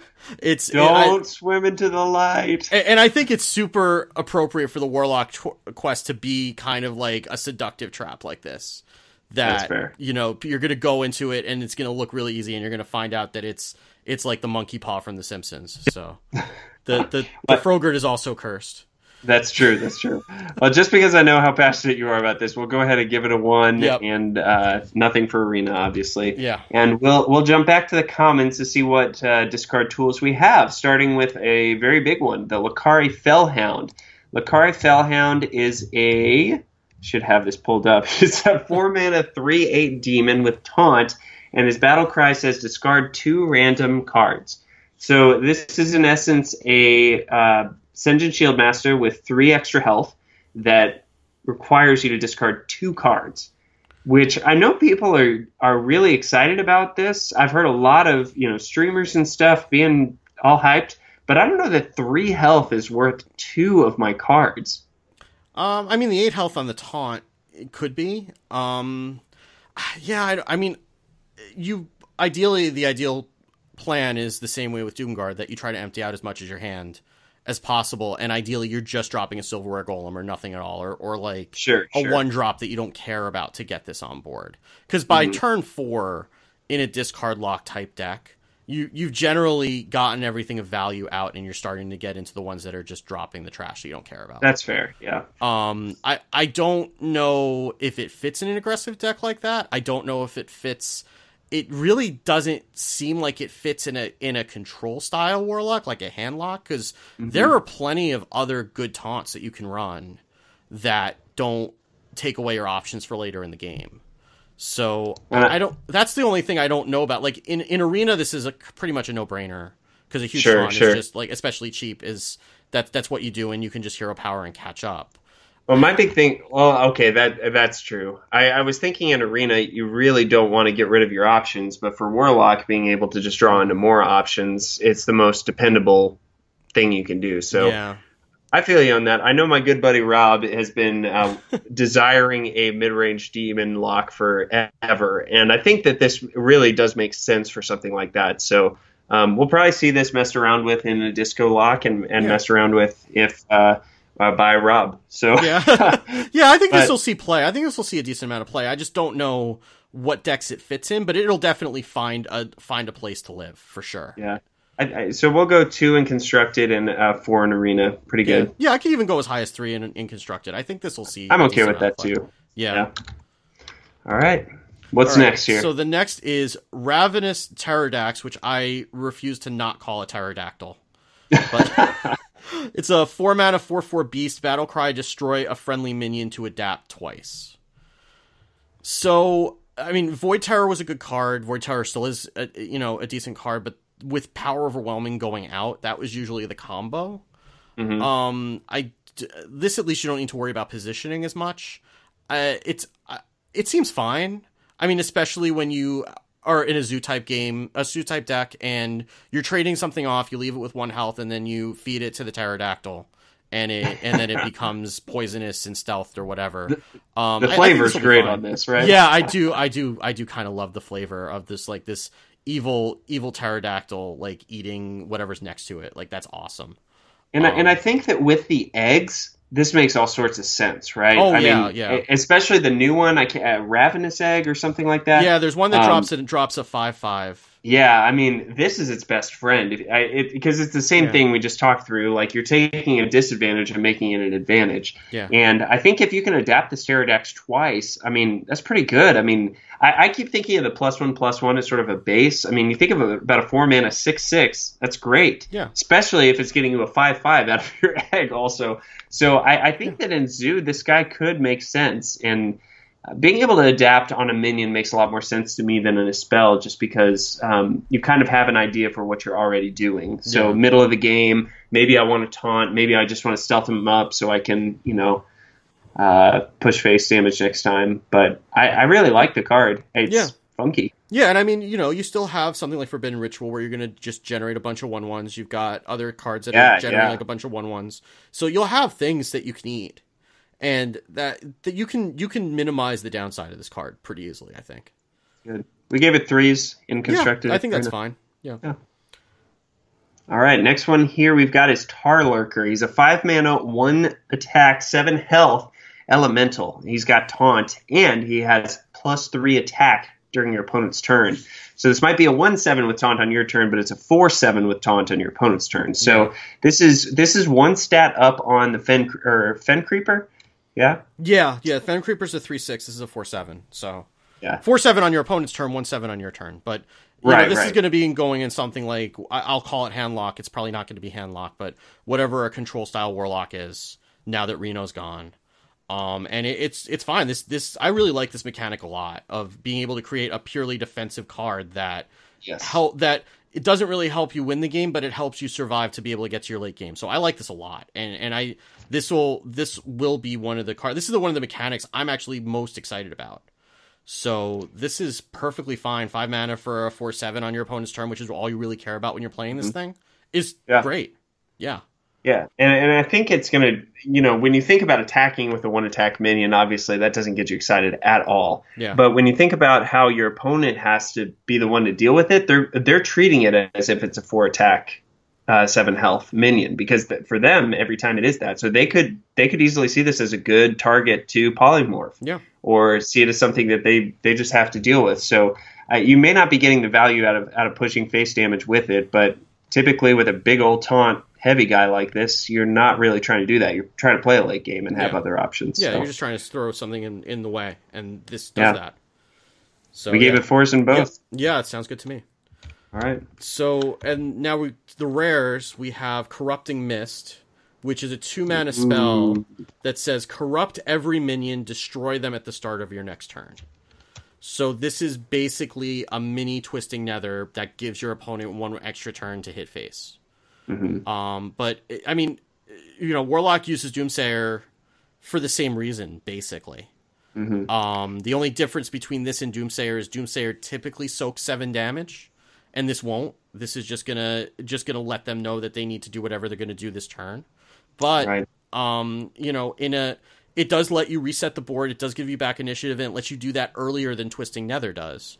And you can play this and then play another minion that will survive afterward. Which is important. Like Twisting Nether, usually you're blowing up the board and then you're playing a 2-drop. Here you could play this and then drop an 8-drop, which is a big difference. That's true. I mean, the big thing for me is about where you're giving initiative, right? Yeah. With Doomsayer, you keep the initiative because your opponent has to deal with it, and they can't do anything on their turn if they can't deal with it. With the reason why Corruption hasn't seen much play is because it doesn't take away initiative at all. It just means that there's a ticking time bomb on this one card or one minion. And I think that's my big problem with this card too, is that it does the same thing just with a lot of them. So your opponent could still develop their board on their turn, but and then you're going to have to deal with whatever else there is. So this could take care of multiple big minions. You mentioned Jade Druid on here, which I think there's something to that, but man, I'm way more interested in being able to wipe the board and have a bunch of stuff on there. Yeah, and they can also play stuff behind it too. So you're not actually getting. Yeah. I was actually incorrect when saying you get initiative back, because you don't really, because they can still develop into this. Whereas with a Doomsayer, they can only develop into it if they clear it, or if they can clear it. So it's getting rid of what's on the board, but it doesn't clear off the next wave and give you back initiative at the next turn. But again, there are so many fat taunts in this set that it may be that you just need another mass removal, even if it's not doing what Doomsayer does. Yeah, I just keep thinking I want Twisting Nether. Yeah. I even like Doom. I think Doom could come back with a card we're about to talk about. Yeah. But Doom is tough though, because my wife Maureen and I were trying to make Arena Lock work with Doom instead of Twisting Nether, and the problem with Doom is that if you're playing a deck that runs Doom, your hand is probably pretty full most of the time, and you have trouble actually being able to find a place to cast it where you're not going to overdraw. So, and it's 10 mana instead of 8, so you can't actually do anything behind it. So, I don't know. I think it's a tool. I don't know if I could come down on it. I don't know that it's the best tool, but I think something like a Control Warlock, or even like a Zoo deck that's falling behind, might just need to use that just to clear out so that they can start developing again. I'd be okay with 2s on each, mainly because I do agree with you that it's a tool to watch, and I think if Reno Lock had a better chance of sticking around, Reno Jackson leaving is kind of a big deal. Yeah. But if it were sticking around, this might be a board clear that could replace something that was cycling out. But I think in Arena, especially, any kind of board clear, you never want to shake your fist at it. Yeah. So it could be decent over there, at least. All right. Next up here is Feeding Time, which is a 5-mana spell. This one could have escaped you because it was just one of the ones that was kind of thrown up on Facebook at the last second. But it's a 5-mana spell, and it reads, deal 3 damage to a minion, summon 3 1/1 Terror Daxes. So Implosion is back in Pog form. And it's worse. I mean, I don't know that it's necessarily that much worse. I mean, it's more expensive for sure, but it's also more predictable. Right. The one thing about Implosion was that you never knew what it was going to do, so you basically had to treat it like it was going to do 2 damage or just cross your fingers. So at least here, it's going to do 3 damage all the time. And getting more minions again, if you're running a Zoo deck, 3 minions on the board is not nothing. And there's still things like Sea Giant that can come down behind it that can take advantage of that. So it's not as good as Implosion, but I mean, Implosion was a broken card, so I'm kind of okay with that. That's fair, yes. But I think that anything that can do damage to a minion directly is good, and I mean, absolutely, it's expensive, but I think it's expensive for a reason because you get a lot of value out of it. Yeah, I don't think that this is going to see much play just because it's overstated, but I agree. Well, I think about Arena Lock for this too, that this could see some play if that were a thing, because this is a Shadow Bolt that sort of develops your board, which is not awful. It's higher cost than I want, but I think that getting this randomly off of things, you're not necessarily going to be upset, because if you're running out of options, being able to flip the board a little bit, it could be just what you need. Yeah, and I mean, we're used to like the really hyper aggressive zoo decks from Old Gods, but I mean, before that, zoos were predominantly a mid-range deck. And so something like this in a mid-range deck is not terrible. And you could see possibly running a 5 mana removal spell. So I think it could be a sneaky surprise out of this set. I think it's, dealing 3 damage and developing for 5 mana is actually a decent value. It's just that we're going to naturally compare it to Implosion, and Implosion was completely broken. That's fair. Yeah. So what are you thinking here? I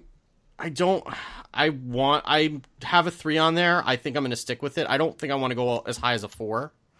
Yeah. But, I definitely wouldn't go 4, but I'm okay with 3. So yeah, I think it's a perfectly fair card. I think it'll see play. And in Arena, you always want removal like this. And develop minions. So, I mean, it's both. So, it's pretty good. So, the next card is Cruel Dinomancer, which is a 6 mana 5/5 Death Rattle, summon a random minion you discarded this game. This is so cool. I love this card. I love the art. I don't know what that outfit is, but that is a rockin' outfit. He's got like, it's like a kilt or something. Yeah. It's got like buckles, and he's like throwing gems around. I don't know. I like him. He's good. He can come live at my house. I don't know about that, but hey, you can go to your house. So, what's so cool, like this reminded me of the Kazakus potion or Kazakus. Gosh, I'm still saying his name wrong. That lets you resummon minions that died earlier in the game, and that's usually a pretty powerful effect to get back.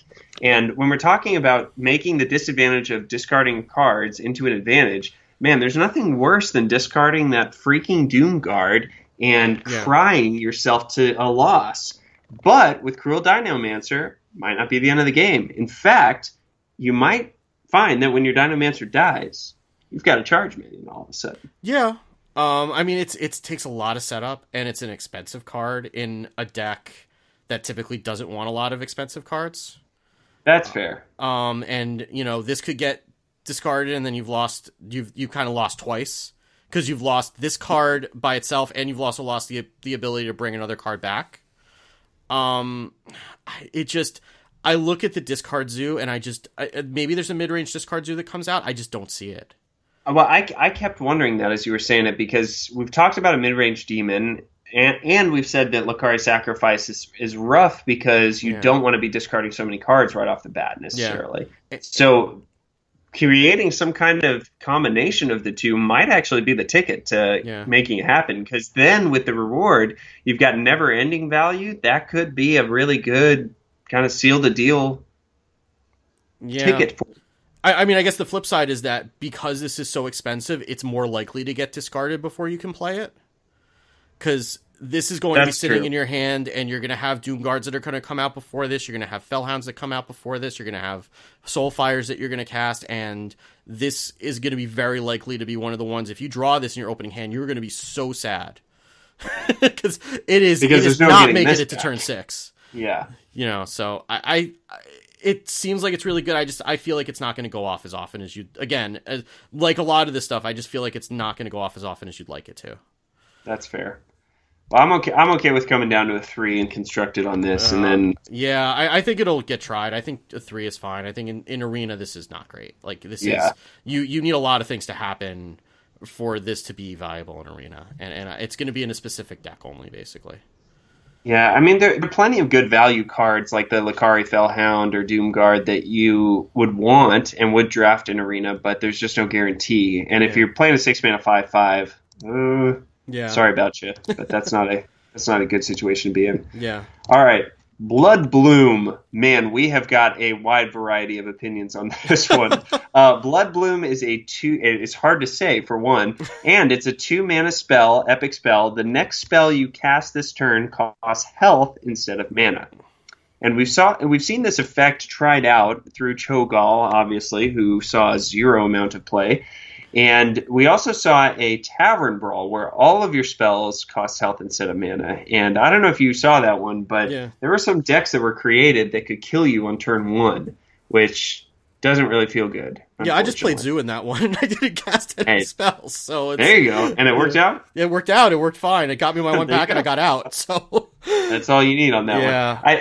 I think it's obvious that they've been really trying to figure this out, and I'm convinced that with this card they've got a better shot than they've ever had, because the hard thing with Cho'Gall was that you not having as much mana that turn to really do much else kind of left you in a weird position. With Blood Bloom, I'm thinking that you could really do the flip the board stuff that we talked about earlier and still have some ways to go. So if you play Blood Bloom and then you're able to play Twisting Nether or Doom, you're taking a lot of damage, which is not good. But you've still got all of your mana left to develop the board, play something, play another spell, or really whatever you want. So I think that this card really could open up some stuff that hasn't been done before.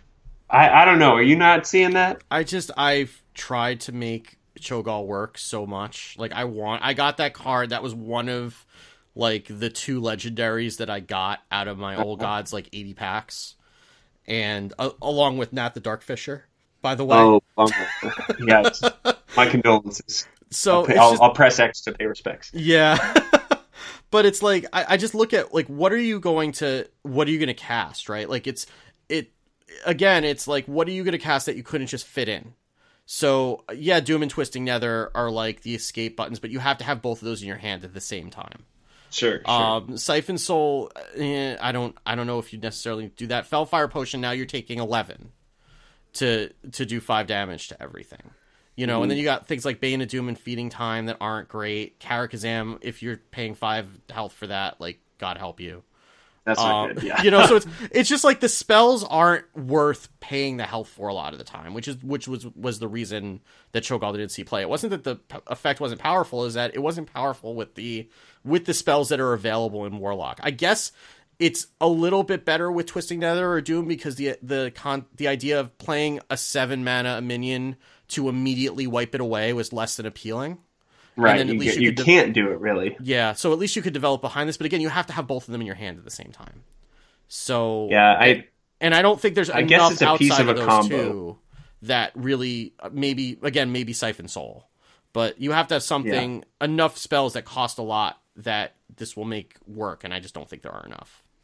And even if you use this with Siphon Soul, then you've paid 2 cards and 3 health.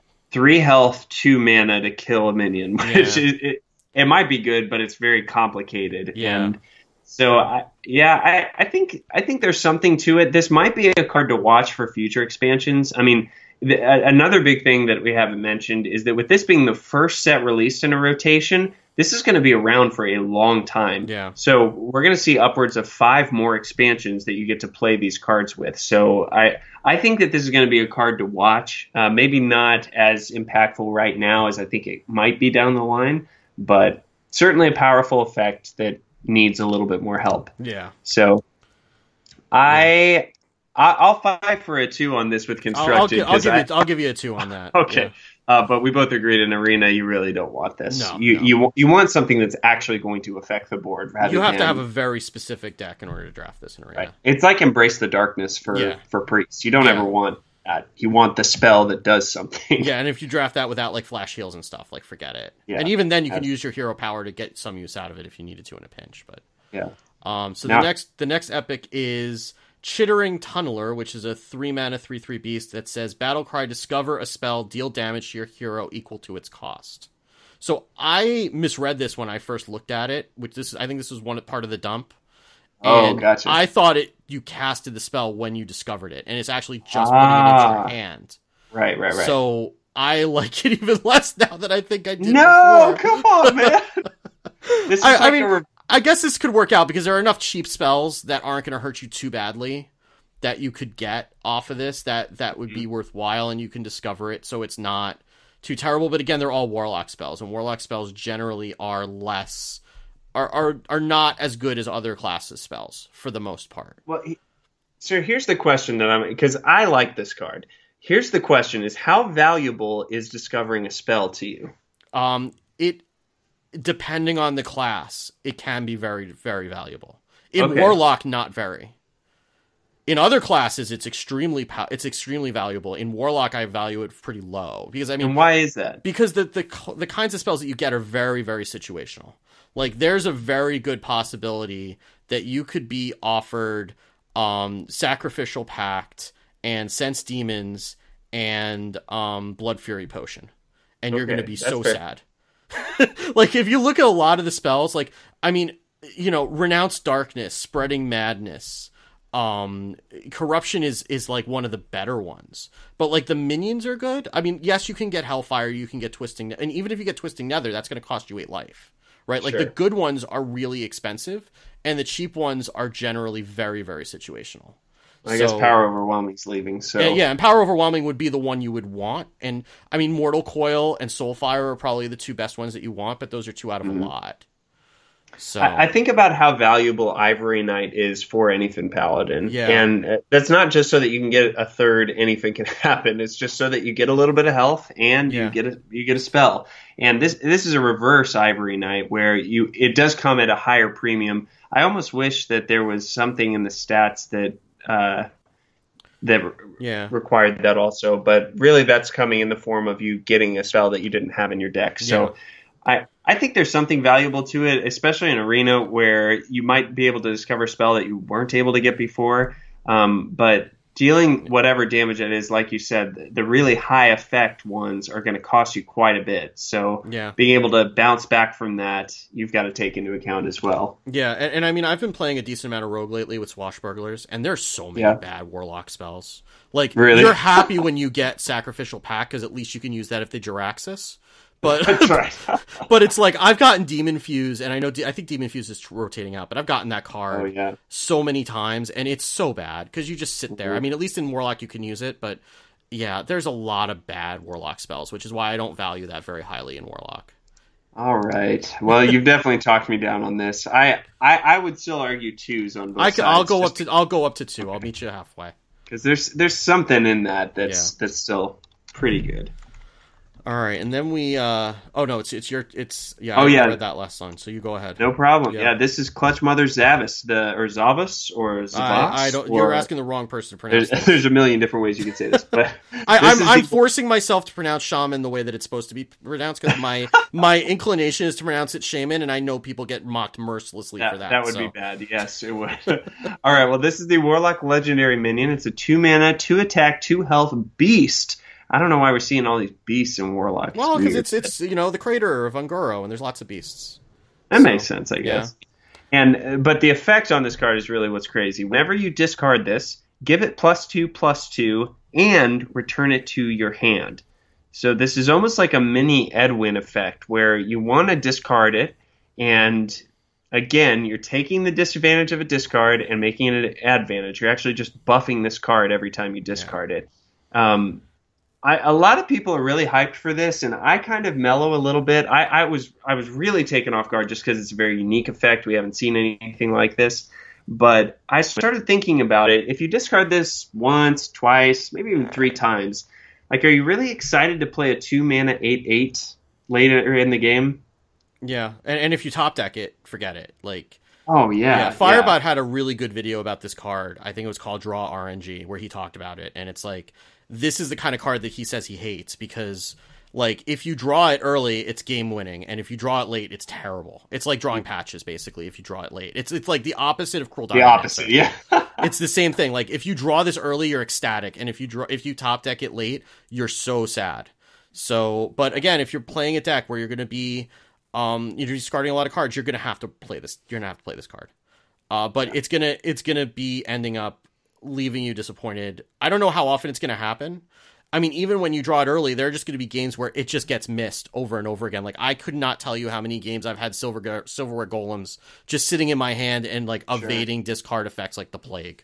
So, well, and I think the benefit is that you've got other cards like this, like Silverware Golem. You know, like nothing has this effect on it, but you're happy to discard this. So for the Disco Lock decks, this is going to be another tool that helps you to mitigate those effects. But I agree that it's just I don't even think the reward is that great. I mean, you get a big minion, but you've got to have other stuff to do, sort of. And but I mean, I guess it's like the equivalent of playing a 3/3 for 0. You're playing a 4/4 or a 6/6 for 2, right? It's like that point of the game, it's basically the same thing. So, and it's just like one more thing that you're able to play for cheap. So, I think it's fine. And I mean, theoretically, you've got the synergy with the Cruel Dinomancer, where you could get multiple of them. Mm-hmm. And then I don't know what the stats are when you get it back from the Cruel Dinomancer, if it comes back as a 2/2 or if it comes back as whatever you discarded it as. Because that could make a difference. But whenever you discard this, give it +2/+2. I'm tempted to say it would come back as a 2/2, but we'll have to wait and see. I think so too, but even then, that's like the dream, right? Is that you play this and then you get another one back, but that's not going to happen very often either. I think you're going to have to play this in a discard lock. I think that people are going to be disappointed by the results of it at the end of the day. Yeah, the deck that wants it, I'd say it's a 3 because it's doing something to help you. And in Arena, it's definitely not a 3. I don't think you pick this in Arena. Yeah, let's go with the 1. All right, that's the end of the Warlock. Okay. My goodness, we have 3 more classes. We need to pick up the pace or we're going to fall asleep on the keyboards. Okay. The exciting thing is that now we're going to embark into some classes that have elementals. So they said that elementals rolling out in this expansion, they really wanted to focus on Shaman, Priest, and Mage to have most of the elementals and a lot of those synergies. So we'll go ahead and start out with the class that nobody wants to be good, but sorry about you guys. It's going to keep being good, unfortunately. Yeah. So Shaman is losing Tunnel Trog and Totem Golem, but is gaining quite a bit here. So I'll go ahead and talk to us about the quest here, which is Unite the Murlocs. Just what Shaman needed, Murloc. That's actually my life mission statement, so... is to unite the Murlocs. Well, you'll definitely be playing this deck then. So Unite the Murlocs, obviously one cost spell, and the quest is summon 10 Murlocs. Now, very important for these quests, whether they say summon or play, right? So play means that you're actually playing a card from your hand in order to register it, but summon means that you could get it anyway. So everyone started talking about calling the finishers, which is the 4-mana summon 4 1/1 Murlocs. That counts as summoning 4 Murlocs towards this quest. So all of a sudden, a card that was meh is actually pretty good in this deck. So that's all well and good, but the reward here is Megafin, who is he's the angriest of the Murlocs. If Primal Fin was angry, Megafin is terrorizing the countryside. And Megafin's like the king hippo of Murlocs is what he is. He is. That's totally who he is. Oh, Punch Out, man. That's old school. So Megafin's a 5-mana 8/8 Murloc, obviously, and his battle cry is fill your hand with random Murlocs, which I think is so smart. I mean, this is exactly the effect that Murloc decks, like classical Murloc decks, have always. I'm not talking your Finja water package silliness. But classic old school, just flood the board, buff everything. Neptulon, you run out of steam so fast. And Megafin is not going to let you run out of steam. He's going to give you more Murlocs who are going to help you buff even more. Yeah. I'm kind of hyped about this. Yeah, I think it's going to be a lot of fun. I think this deck could be really good. And some of the Murlocs that we're seeing introduced are good. And there's also even cards like, what is it, Sated Threshodon, that is a giant dinosaur that when you kill it, it summons 3 Murlocs, which I think the flavor on that card is amazing. Absolutely. But I think that this is going to be, like we talked about 2 quests that are going to be hard to pull off. I think this quest is going to be a lot easier to pull off than a lot of people think. I think you can go full on aggro. You have cards that, summon Murlocs. You have Murlocs that summon Murlocs. I mean, not Bilefin Tidehunter. That summons the slime. The other one. Murloc Tidehunter that summons a 1/1. You have there's the Murloc that discovers a Murloc, and you can just run a bunch of Murlocs. If Finja kills something, that summons Murlocs. There's a totem that summons Murlocs at the end of your turn. It's not going to be hard to get to 10. And it's going to be a question of, like, how hard do you go in on the Murloc theme to get to 10? And that's going to really be where a lot of the decks are going to diverge. But this could be like the new aggro deck, really. I could see it happening. I think it's going to be a lot of fun to play, too. Because the old school Murloc was fun to play, but you just never won. I think that this actually gives you a win condition that could really work. Yeah. I just hope it doesn't make everybody hate Murlocs like they hate pirates now. That's all.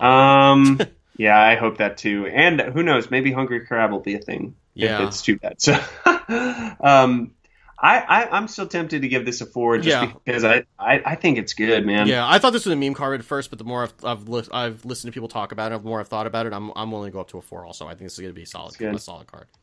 So you'll see 2 different deck archetypes as we go through this. You'll see some elemental cards, and you'll see a few Murloc cards. I guess most of the Murlocs really weren't Shaman specific, but there are a few here. So go ahead and talk to us about the first elemental we got. So the first elemental is a 1 mana 2/1 elemental. Air elemental, can't be targeted by spells or hero powers. So this is fine. This is a fair 1-drop, unlike Tunnel Trog. It gives you, but it also is a 1-drop that you can't just ping off. So that's valuable, and it starts your elemental chain. And a lot of the elemental cards are activated by having played an elemental the prior turn. So being able to start that elemental chain and keep that elemental chain going is important, and this lets you start it from turn 1. I think it's a fine card, and in elemental decks it will see play, no question. Yeah, I've honestly got nothing to add. I think that's really good. Yeah. What do you think on this one? I'd give it a 4. I think this is going to be their new 1-drop to replace Tunnel Trog. That's good. And in Arena, man, start your game with this, please. Yeah, absolutely. You're going to see this a lot in Arena. Very good. We got Hot Spring Guardian next. Is 3 mana, 2/4 elemental with Taunt and Battlecry restore 3 health. So these are really good stats. Yeah. I mean, Jinyu Water Speaker is good. This doesn't have Overload. This has fair stats with Taunt, which Jinyu Water Speaker doesn't have. This is perfectly fine. And I think that an elemental deck's probably going to be slower anyway. So you're going to need something that restores health and that you protects your face. So this is good. This is a good card.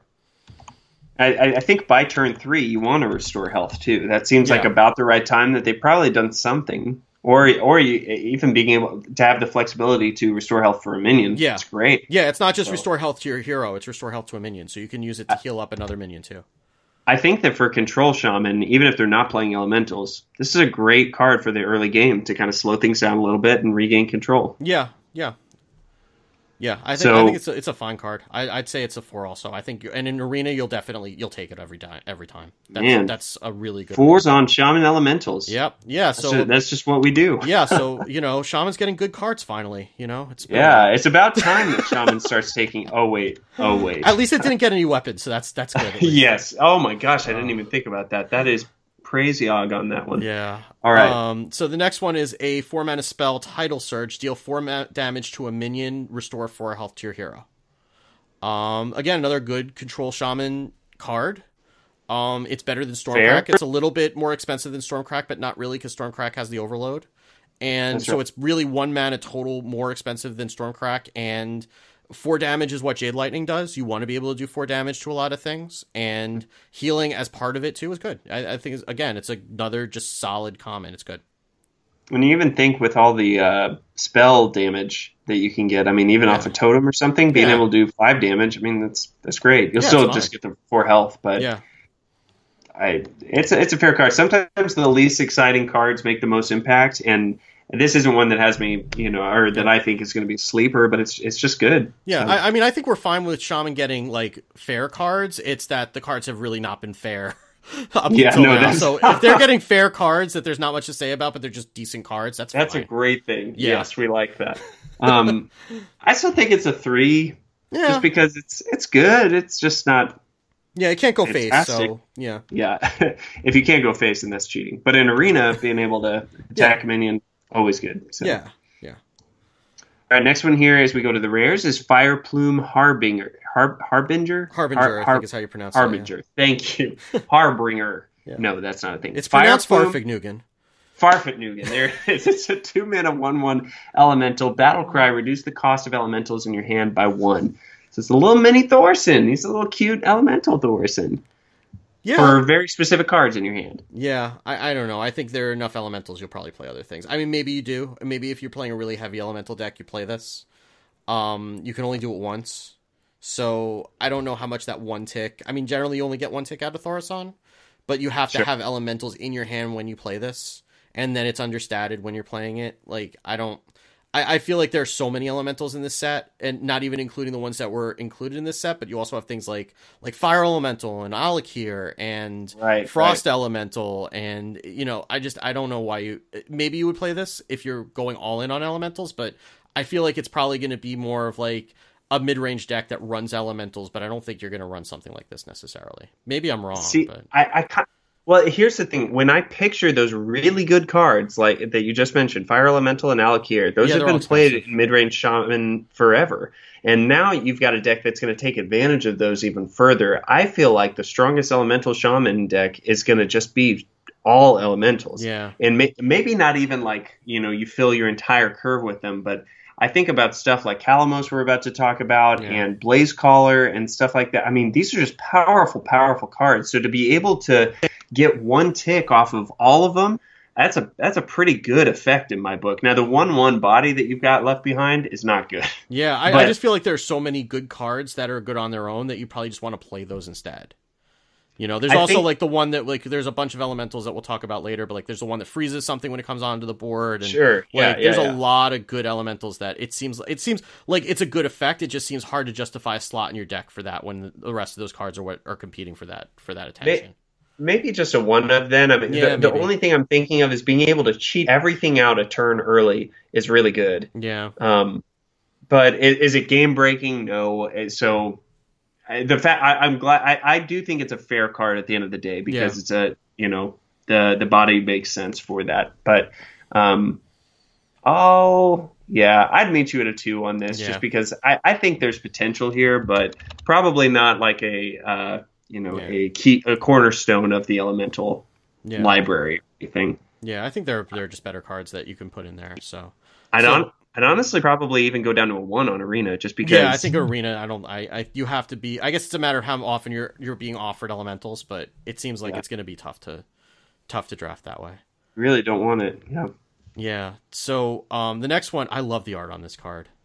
This is one of my favorite cards art wise in the set. I mean, again, I'm a Murloc fan, but sure. Yes. Primal Fin Totem, a 2-mana 0/3 totem. At the end of your turn, summon a 1/1 Murloc. If you're playing the Murloc quest, this is great. If you're not playing the Murloc quest, you probably are not going to play this card. So, I hate to break it to you, Steve. Yeah. I know you love Murlocs, man. I do. This is like a really bad card. Yeah, it is. But even in the quest deck, I don't think there's any because the one card that came to mind immediately with this was Morose. Yeah. And that, I mean, you got a little bit extra health here, which is good.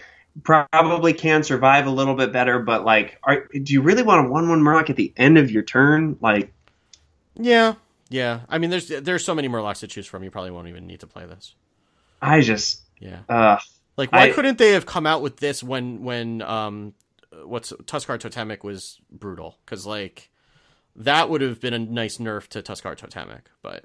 I tell you what, if the 1/1 Murloc attacked face immediately, even if it just got in that 1 damage or something, then I would be thinking very differently. I just want something, but a 1/1 that just gives me one more tick.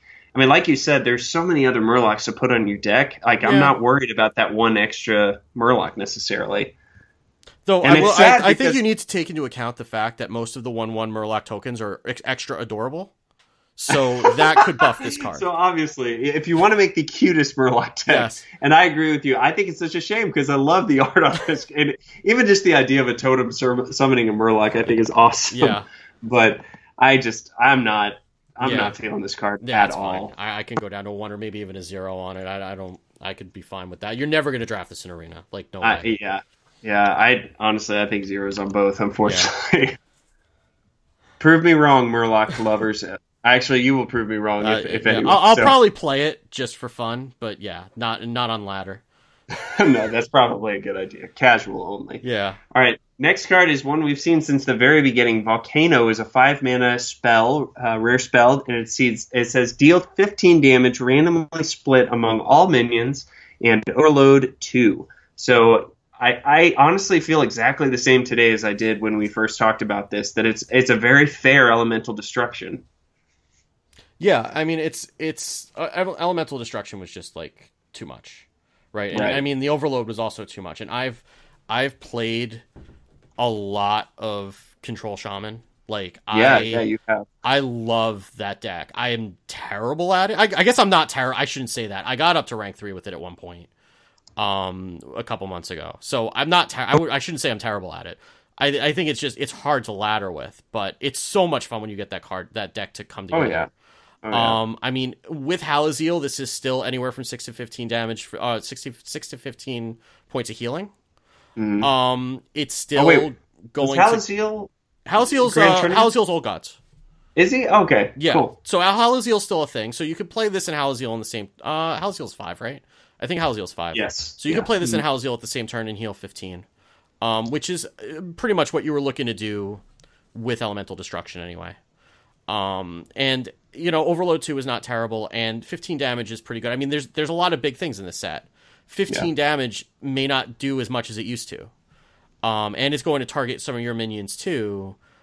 But, if you need a board clear, this is a board clear. So I think this is a fine card. It's fair, which is all we ask of Shaman cards at this point.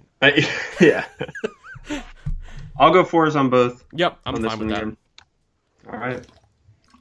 So the next one we're going to argue about a little bit, I think, and I have a controversial opinion on this one that we can. So the next one is Stone Sentinel, which is a 7-mana 4/4 elemental battle cry. If you played an elemental last turn, summon 2/2/3 elementals with taunt.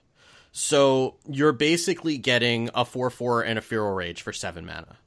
Which, given that Feral Rage is really undercosted because of the overload, it's probably 9 mana worth of stats for 7. What did I say? Feral Rage is the druid card. It's we've been going at this for too long. Feral something. Feral doggies. The doggies, yes. So I think that there are going to be turns where you haven't played an elemental, and this is going to be bad when you do that. Like, this is going to be really good when you've played an elemental, but there are just going to be turns where you haven't. Like, you're going to get into a situation where you're top decking, and you don't know what you're going to draw, and you haven't played an elemental, and you're going to draw this, and you're going to be sad.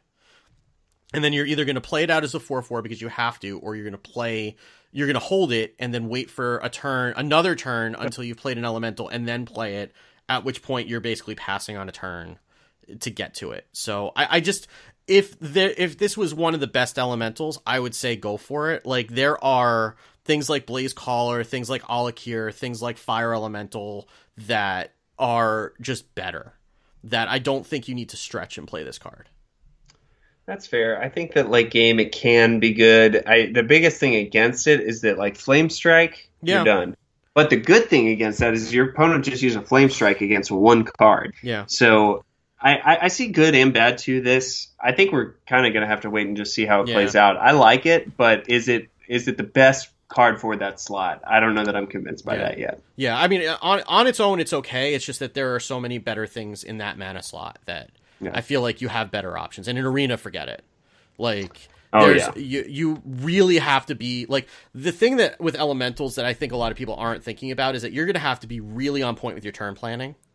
And, like, there are cards that will generate elementals, but that's not going to be a constant. And you're going to get into situations where you might have to play something out hoping that you top deck something, or you're going to have to be planning for what happens if I haven't played an elemental and I top deck something. Sure. And certainly more difficult to do. Yeah, and that's going to make it a little bit more skill intensive, which is good. It's good to have a higher skill ceiling for that. But it's, everybody's looking at what happens when you play the elemental, and you also have to think, what happens if I don't play an elemental the turn before? Yeah. Yeah. So we'll do 2 in constructed, 1 in arena? Yep, sounds good. I like it. All right, 3-mana epic spell, Spirit Echo. Give your minions Death Rattle, return this to your hand. So kind of I think it's a bit better Infest. Yeah, or a mass elemental, or a mass ancestral spirit, sort of. Yeah. and this is a card draw effect, right? Yeah. So the cool thing is if you're running, death rattles and stuff, you'll still proc those, and then you'll get that card back into your hand. So like in a Zoth Shaman deck, whoa, buddy. Yeah. And I guess there have been some of those, haven't there? Yeah, I mean, I've played shamans? them. Yeah, I've played a decent amount. The thing with N'Zoth Shaman is that you're generally trying to stick one minion at a time. You're not spamming out a whole bunch of them at the same time unless you just play N'Zoth. Yeah, because it's like they all cost like 8 or 9, and like Sylvanas is gone, but like Cairn is going to come out, and then White Eyes is going to come out, and I mean, I think where you look at this, I mean, the card art has Murlocs on it, and I think that's the key to this card, is that you're going to spam out a bunch of Murlocs, you're going to play this, and then you're going to summon a whole bunch more and complete your quest faster. I think that's the way you're going to use this card. I don't know that you necessarily want to use this in a Control Shaman, because in a Control Shaman, you just play Ancestral Spirit. Because then that's really what you want to do, is you just want to have it come back as soon as it dies. Right. You don't want to have to pay the mana to play it again. Right. The only other thing I thought is if you play both your things from below for 0 mana and then play this, then you've got 2 more 0 mana 5/5s with Tom, which is pretty good. So I think maybe in mid-range Shaman there could be a place for this. Yeah. But you're also going to get a lot of totems in your hand too. Right. Which I don't know that you're totally upset about. No, you're not. Especially if they're free. I mean, and if they're spell damage, then that's not. Oh terrible. Yeah. So I think they cost 1 when you play them out of hand, because I think correct. with my my evolve devolve math tells me that's what they cost, because I think when you evolve them they turn into 2 and then they turn into Doomsayers. Yeah. Inevitably. So it's a bit of a funky card, but I think there's a place in Shaman for this. So it's for a specific type of deck. Yeah. But I think it's fair enough to give a 3 in Constructed, 2 in Arena. Yeah, maybe 2 and 1, because I feel like it's going to be in a very specific deck in Constructed, and I feel like there are better options in Arena. But that deck is going to like it, right? Yeah, that deck is going to like it a lot, but I think that deck is very specific. Yeah, I don't think this is going to slot into a lot of just general use. Okay, we'll go 3 in Constructed and a 1 in Arena. Yeah, that's a fair way to split the difference. We'll go with that. Okay. All right. So then the man we've all been waiting for, Kalamos Primal Lord, an 8-mana 7/7 legendary elemental. Battlecry: if you played an elemental last turn, cast an elemental invocation. What is an elemental invocation, you may ask? Well, they are. It comes up like your mulligan, basically. So it pops up these 4 options. And the options are Invocation of Air, deal 3 damage to all enemy minions. Invocation of Earth, fill your board with 1/1 elementals. Invocation of Fire, deal 6 damage to the enemy hero. Invocation of Water, restore 12 health to your hero. So these are all like top tier effects. Like this is not like Archthief or Falm where you have to pay 10 mana to do this. This is, you're going to play him and it's just going to happen. Yeah. And even if you are playing this on an empty board, you can still basically turn it into a Nixia. Or you can, restore, you can basically cast a Healing Wave on yourself, which are fine. Right. And I mean, worst case scenario, you just go face. and that's fine too. And you seal the game. I mean, you could easily be. Yeah. I mean, you're dropping a set. I mean, this is like Ragnaros, like mini Ragnaros, basically, where you're dropping a 7/7 and doing 6 damage to face. So it's like the equivalent of dropping Ragnaros on an empty board.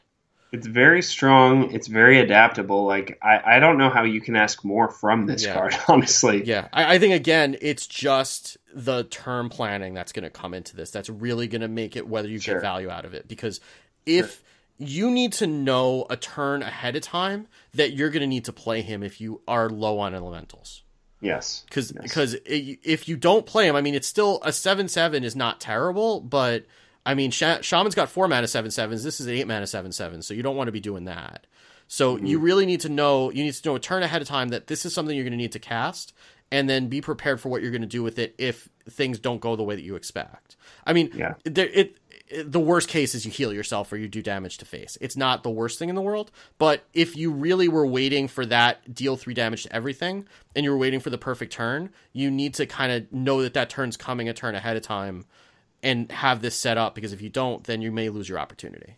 But that's good. I think it's good to have a really powerful card that also has a lot of skill involved with it. So that's fine. Yeah. I think that it's just a no-brainer in the elemental deck and fills out the curve really nicely at the top end. So everyone's going to be wanting Kalimos, this is one of the best cards in the set, no question. Not in Arena. No. So 5 in Constructed, 2 in Arena here? Yeah, I think so. I'll go with that.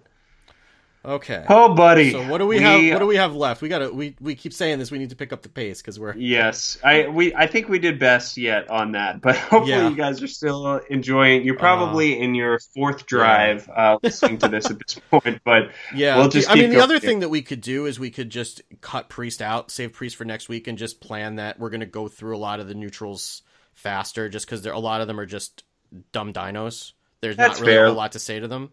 I'm okay with that. So maybe we do that. Maybe we move Priest to next week, and then we just go through Mage, and then we can talk about some of the elementals and call it a day. Sounds good. And Mage is a good one to end on because I'm nervous. Is the only word I have so about Mage. Psyched for Mage, though. I am so here for Mage. Well, then we need to be able to at least not rush completely through, even though we still need to. But I am so incredibly psyched for Mage after seeing everything. Good.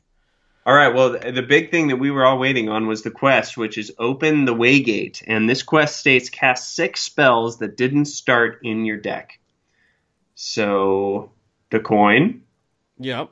And that's a good one. Yep, and anything that comes out, you got Babbling Book, you got Kabbalist Tome, you've got Fireballs from Antonidas, you've got a lot of different ways that you can generate additional spells into your deck. So this is very achievable. Burgly Bully is also going to be like a standby. I mean, we said that card was super powerful, and it just hasn't had its place. And here, it's a no-brainer. So I think that this is a very reasonable effect. Like 6 spells, it really isn't that hard to do. I feel like by turn 6 or 7, you've got it close, if not done. Yeah, it's going to happen. It's not going to happen all the time right away, but it will happen. Mm-hmm. Like I was very, very early on the Yogg-Saron train. Like I opened it in one of the first packs I opened after my first initial release pack. Yeah. And I was like, I don't care. I'm going to make this card work. And the first thing that I did was Tempo Mage was my jam back then. And I just found somebody who was running a Yogg Tempo Mage, and it was really good. And then I started playing the Chinese version of Tempo Mage, which was which was this was before Babbling Book, but it was running to Kabbalist Tome. It basically just I'm going to jam as many spells into this deck as I possibly can because I just want Yogg to be as big as possible. And this was before Yogg stopped after it killed itself. No, so he kept going and going. You would just get 20, 25 spell Yoggs. It would be ridiculous. And it was not hard to do especially because Babbling Books will give you Kabbalist Tomes. Kabbalist Tomes will give you Kabbalist Tomes. You'll get other things that will generate spells for you and just keep casting spells. And the reward for this is worth the effort. So 5 mana, Time Warp, take an extra turn. Yeah. So what happens when you play this is the little jewel that you click to end your turn flips and it says extra turn. So you'll click that to end your turn, but it'll immediately go back to your turn. You'll have however many mana that you have on your next turn, and you'll be able to play again. And from what I heard, Blizzard actually came out and said that they were worried about this card too, because now here's the big thing, and this was in Disguised Host video that came out immediately after the VOD, was that with this, you've got so many one-turn kill options. Yeah. Imagine this. So you get Time Warp in your hand, you play him, you've got 2 0-mana Arcane Giants that you can play on your turn. You play them, you hit extra turn, and now it's the next turn, so now those Arcane Giants can attack. But wait a minute, you've got Alexstrasza in your hand, who can set your opponent's health to 15, and they're dead, and they didn't have a choice at all. Yeah. I think that this is... honestly, I think it's dangerous. I always hate to go that far, but I'm also really hyped to be able to play this because this is a combo player's dream. Yeah, absolutely. I mean, this is the new Freeze Mage, basically. It's doable. It's extremely threatening. And I honestly think that this is kind of where everyone right now is trying to tech and play against Pirate Warrior. I think people are going to be teching and figuring out how to get armor or how to do something that stops the opponent from being able to kill you with their time warp. Yeah, I mean, I think the thing is that unless they can really set it up that turn, like, you're going to have warning, right? Because this still costs 5 mana. So you're going to have to do something to set it up. But that is not much. Like, at any time, you could just drop it and, like, okay, here we go. Have fun. If there weren't ways to get 8/8s for free on board, then I would agree with you that you have a chance to react. But when they have that option potentially, and especially with those arcane giants, which the whole game you've been playing spells, which discount your arcane giants, like it just, I guess you have to draw into them, which isn't a guarantee thing. So I will concede that point. But man, I think that there's just so much power to this. I almost want to go overboard and say I think that this will get nerfed. Because I think it's that potentially threatened to the I feel game. like they have to add some more spells to this, because I feel like it's just like it's way easy to get. To get to 6 spells. Like, it was not hard to get a 20 spell Yogg. I mean, again, some of those were in your deck, but it was not hard to get there. I think you're right that actually upping that to 8 or 10 might be a little bit more fair. 6 just seems like, man, especially when the coin counts. To me, it's just like, are you kidding? That's one right off the bat. If I'm second up, but so that's what we're trying to do. We're trying to get cards that are outside of our deck. So I'll give this a 5 right off the bat. By the way, I think this is. I am so here for this. Like, this is like the deck that I want to play anyway. Like, I love decks that let me. I love decks that let me get a lot of random cards and let me try to do unusual things that I wouldn't do otherwise. And I would play a kind of deck like this anyway. And if I have a quest like this, like, I'm all there. I'm right there. I'm here for this. Nice. Well, we'll tell it. I'm right there with you. We'll give it a 5 and talk to us about some of these cards that are going to help us get there. All right. So the first one is Arcanologist, a 2 mana 2/3 Battlecry, draw a secret from your deck. So now we know why Ice Lance got nerfed. I mean, I think this is good if you're going to run secrets. I think secrets are generally not getting run mostly because they're terrible when you draw them. So if you're going to play something like a secret mage, like they've been trying to work for in past expansions, I think this is fine. If you're playing this in arena, a 2 mana 2/3 is not great in the current meta, but it's okay. And if you have at least one secret, it's good. And it's better than Mad Scientist in that regard because A, the stats are better, and B, you get to choose when you play it. So I think this is it's a fair card, more so than some of the other ones we're going to talk about. So. Do you know that I know I'm putting you on the spot, the other 2 mana minion that has a battle cry to draw a card from your deck? In the basic set. I mean, it's a Novice Engineer. That's it. Yeah. Is that it? Yeah, that's it. And when you think about comparing the two, it's like, okay, you know exactly what you're going to get, and 2/3 stats they're fine. Yeah. They're good for a 2 mana minion. So this is a very powerful card, and we talked before on the show on a past episode about tutor effects, which is anything that will draw a specific card from your deck. So I think that this card could definitely see some play, and it's a powerful but not broken effect. I think it's very very nuanced how they were able to pull this off. Yeah, I like it a lot. I think it's a good card, and it'll definitely work its way into some decks, especially if you're going to be, you're going to be running the secret that generates spells, or even if you're just like trying to get like a counter spell out or whatever, or an ice block in certain scenarios, it'll be fine. So it's a 4 and constructed. What do you say in arena? I think it's still a 4. I think it's good. It's a good stats. It's a 2-drop, and I know 2-drops are not the premium they used to be, but getting a secret out of your deck, it's not hard to draft at least one secret in Mage. I would agree with you. Good card. Yeah. Next one is Flame Geyser, which is a 2 mana spell, and it reads deal 2 damage, add a 1/2 elemental to your hand. So this reminds me of Lava Shock for Shaman that deals 2 damage and gives you an extra effect. Unlocking your mana crystals was pretty crazy. Just adding a little 1-cost 1/2 elemental to your hand. I mean, really, the only point of that is to activate your other elementals. Yeah. I mean, we're losing Arcane Blast, we're losing Forgotten Torch. So that's true. You do need to have another small damage effect. So I think this is okay. Again, if you're running a lot of elementals, you'll probably run it. There's no reason not to, pretty much. It's burn, so it's going to get played. It'll get played in something. 3s across the board? Yep. It's fine. All right, and now the next card is a Shimmering Tempest, which is a 2-mana 2/1 Death Rattle. Add a random mage spell to your hand. Seems good. Here it comes. Here it comes.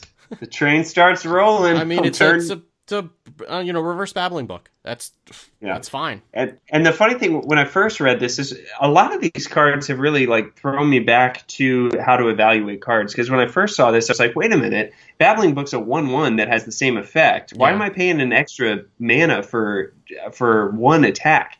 But then I remembered Loot Hoarder's a card, which does the same thing basically. Yeah. So it really is pretty different. So, but I this is good, and it'll get your elementals going at that point. Yeah, and I mean, mage spells are generally good. I mean, you're unless you get Shatter, you're generally not upset if you get something off of a babbling book. They're usually pretty useful. So this will be fine. Shatter was Grand Tournament? Shatter was either Old Gods or Karazhan, if memory serves. It's not Karazhan. I think it was Old Gods. I don't think we're done with Shatter yet. I think we're done with Shatter. We were done with Shatter. We were done with Shatter before it got printed, but I'm pretty You're totally sure right. Whispers of the Old Gods. Yeah, we're stuck with Shatter for a while, so that's the only thing that's really bad. But there are even more things that will freeze minions. There is an elemental that will. Yeah, so it's not as bad, but yeah. Shimmering Tempest, we're going to get 4s though, right? Yes, for sure. Good stuff. All right, next card here as we move to the rares is the Secret, 3 mana bind. Secret is when your opponent casts a spell, add a copy to your hand that costs 0. And when we first saw this, we thought, okay, this is the weird cousin of Mirror Entity that gives you the spell. But now it makes a little bit more sense because whatever that spell is didn't start in your deck. So this goes towards the quest, potentially. Yeah, I mean, you could end up with a coin, but even a coin still counts towards your quest. So.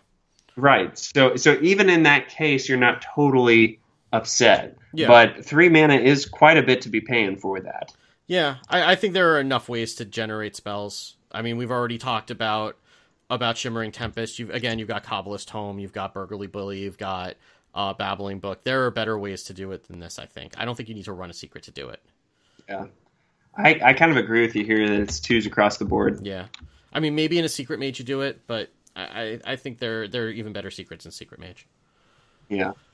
Good. So the next one is 4 mana spell, Molten Reflection. Choose a friendly minion, summon a copy of it. So, this is interesting with Death Rattles that summon random mage spells.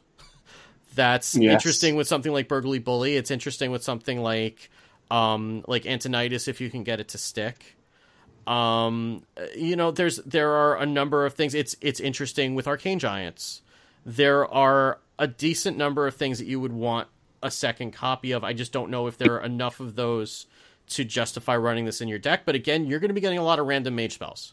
So you're going to be playing this card regardless. I don't know that you necessarily would run it in a deck, but I think you're going to be finding scenarios where you have this card and you're going to run it and it'll be fine. And it really seems like a random effect. I mean, why does Mage want this effect exactly? I mean, you had Echo Mage back in the old pre-standard days. Oh, okay, that's fair, yeah. I don't know that I don't know what you would do with it now necessarily. Well, you do have that Death Rattle legendary that we'll talk about next week that triggers Death Rattles when cards are summoned. So you could potentially do that, drop a Shimmering Tempest, and get 2 cards. That's kind of a lot of setup.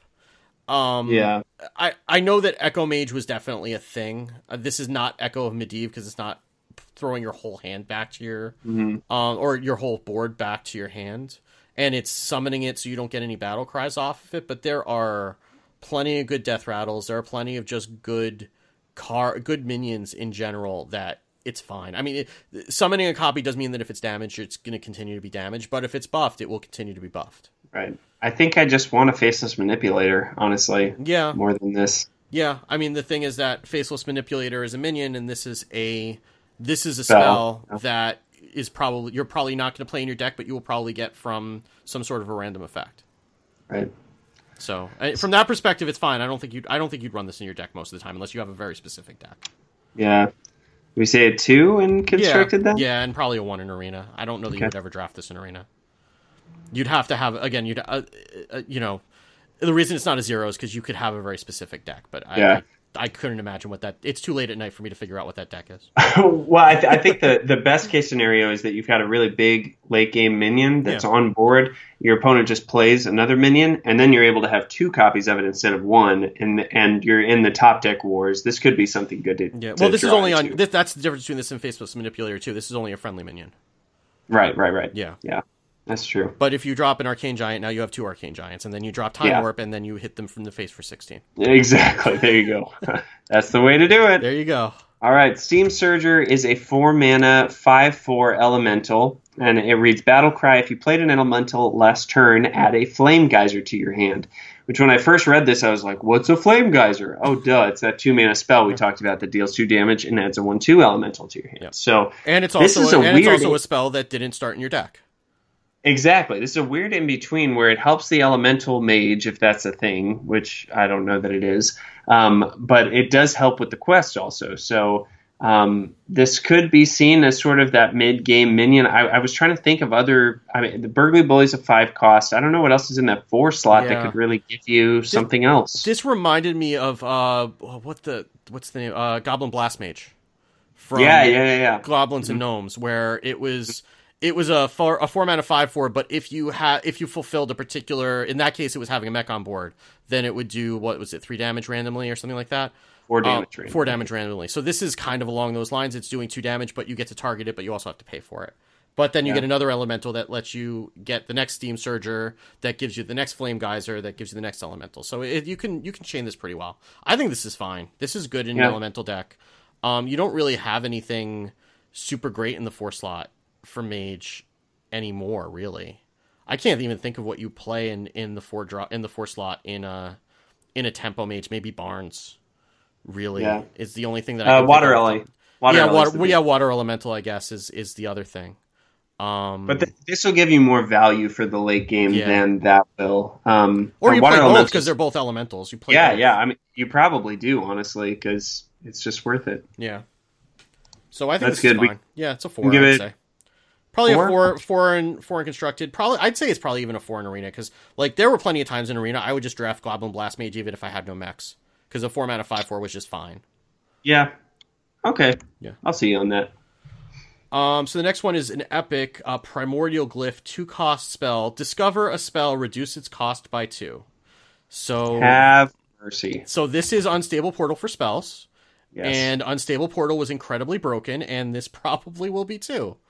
This is more broken because you get to discover it. It's less broken because you're not getting Tyrion off of it. That's a good thing. We don't need that anymore. But you could get an 8-mana Pyroblast. You could get a 2-mana Fireball. You could get a free Frostbolt. Or you know what else you could get?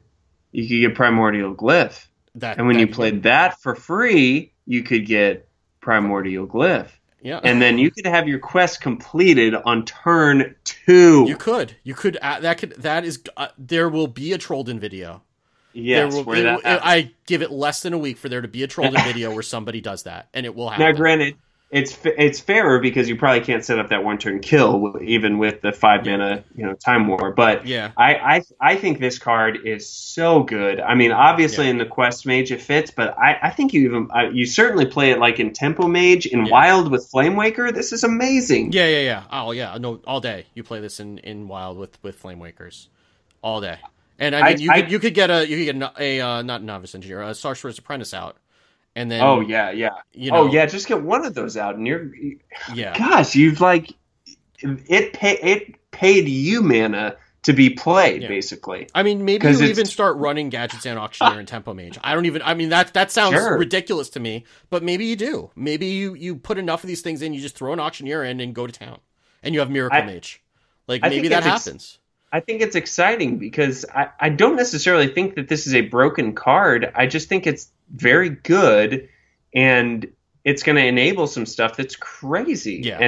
Even a deck, like you said. I mean, I want to give this 5s just because. Yeah, no, it's one of the best cards in the set, bar none, easily. One of the best cards in the set. It looks pretty unassuming, but this is huge, being able to do this. It's just a little rock. And it was good without the quest. And with the quest, this is like a no-brainer. You're going to run 2 of these in the quest deck. No question. You have to. In fact, the fact that this is an epic is probably the worst part about it, because it's going to cost you dust probably to get 2 of these to play. Yeah. But you'll craft it and you'll be happy about it, and you'll Yes, you will be. And get it in gold. Oh, I bet it's pretty, like the runic shaping and stuff. Oh. Yeah. Like I'll play Yogg in this deck. I don't care. Like I'll play Yogg. Oh yeah. I mean, Yogg is not I've been playing Yogg in like J Druid recently. Yogg's okay. Mm-hmm. Like Maureen was playing a game against a Murloc Shaman of all things, and Yogg just as a failsafe, something to hold on to. Yeah, and what happened was she was losing board, and I'm like, okay, fine, just get yourself to Yogg, and let's do it. And so Yogg played Convert on the Murloc War Leader, and then played Anyfin. And then all she did was survive the next turn, drop the War Leader, and went face, and that was the end of the game. I mean, Yogg's still fine. Sure. Yeah. You definitely want him in a deck that's playing a ton of spells like something this. Like too, this. so. You just play Yogg. It'll be fine. You enjoy yourself. Live life. Come on. All right. The other epic spell we got is a 6-mana Meteor, and it reads: deal 15 damage to a minion and 3 damage to adjacent ones. And I could not want to talk about this card like at all, basically. You know what? At first I was not impressed, and the more I thought about it, the more I really like this card. What? Yeah, no, and the reason is that if you look at a lot of the neutrals and a lot of the minions, there are a lot of big dino butts in this set. Sure. And I think that this could be more useful than Blizzard or Flamestrike in a lot of situations. I think that there are going to be situations where you have one big fatty that's gotten adapted twice, that's got like 10 health or 11 health. There's an 11 health taunt in this set. Right. And there's gonna be stuff around it, and you're gonna want to do this. And I think that this could be a legit removal for Mage. I don't know if you're going to run... You probably only run one of them, but I think that this You really think you'll put this in your deck? I think you might. I think it depends on the meta. I think if we see a bunch of those big guys. If a meta is running a ton of big taunts, if like Warrior is all over the place with that Warrior quest that we haven't talked about yet, and it's running a ton of big taunts, and they're running stolen goods, so they're making the taunts bigger, I think maybe you do.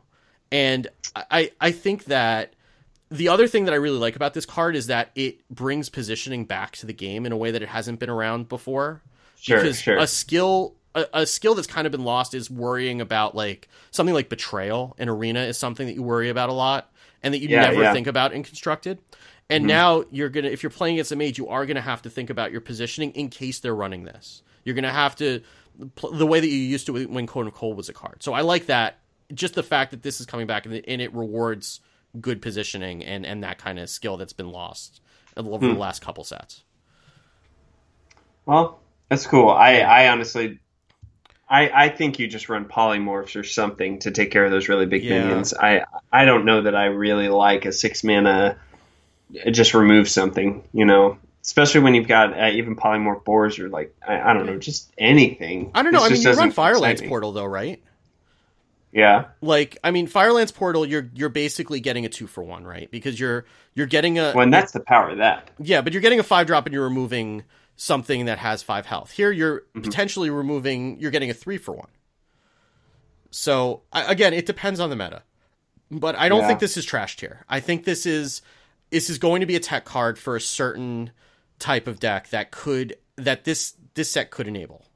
So... I'm willing to go as low as 2 on it, but I don't think it's trashed here. Okay, I'll go 2 in Constructed and even a 3 in Arena. I think in Arena this has a lot of value. I think the potential's there, and especially if you're just scraping for some kind of removal, it's something, Yeah. And you'll probably be overcosting to remove whatever it is, but at least you're removing it. So yeah. All right, take us home with this legendary here. So Pyros is the legendary that they announced at the very beginning. It's a 2-mana 2/2 elemental that says Death Rattle, return this to your hands as a 6/6 that costs 6, And then when you play it as a 6/6, it says return this, Death Rattle, return this to your hand as a 10/10 that costs 10. So we all saw this when they first announced it, and we're like, what the hell is this card? Why is this a legendary? And I think it makes a little bit more sense now that you have all the elemental synergy. I still don't know that this is great. In Arena, this is probably better just because it's a lot of value packed into one card. I was listening to Adwicta and Merps on the Light Forge today, basically saying that this is like a sprint and a half worth of value. But again, it's one of those cards that if you draw this early, it's great. If you draw it late, it sucks. Because then you're gonna have to spend a turn, play it 2/2 in the late game, kill it off, then play it again as a 6/6, then play again as no, it's not. I think it's better in Arena. Maybe if you're going heavy on the elementals, it's fine. But there's so many other cards that generate little elementals that you can just play that I don't know that you need this. I think it just fits into the category of weird mage legendaries where it's just like, I don't get it, because for it to get the value that it needs, you want to hold this in your mulligan and play it on turn 2. But I'd much rather play a Sorcerer's Apprentice or an Arcanologist or like a lot of other 2-drops rather than this. And like you said, if I draw this late game, I've got a 2-mana 2/2 that I'm trying to kill so that I can have a 6-mana. Yeah. So, the value, I think, is that you're able to proc elemental effects throughout the game through one card, which is good. But you could just play Flame Geyser for that. I mean, exactly. You've got all these other ways to do it that I think are honestly going to be better. So this will unfortunately probably be the first legendary that I open, just to spite me. But this will be my Nath the Darkfisher. It'll be fine. Yeah, that's right. You'll get 10 of them, right? Yeah. Something. I did get Nath the Darkfishers, so I'm still bitter. Oh, we said 2 in Constructed, and I think 3 in Arenas. Yeah, right. I think maybe even a 4 in Arena. I think it's good in Arena just because you will make use of that value, and Constructed less so. Yeah, it's fine, but not exciting by any stretch. All right. Bro, we're almost there. Oh, that's a lot of cards. We got some commons or some neutrals to get through. Yeah, I think we can go through these pretty quick, all things considered.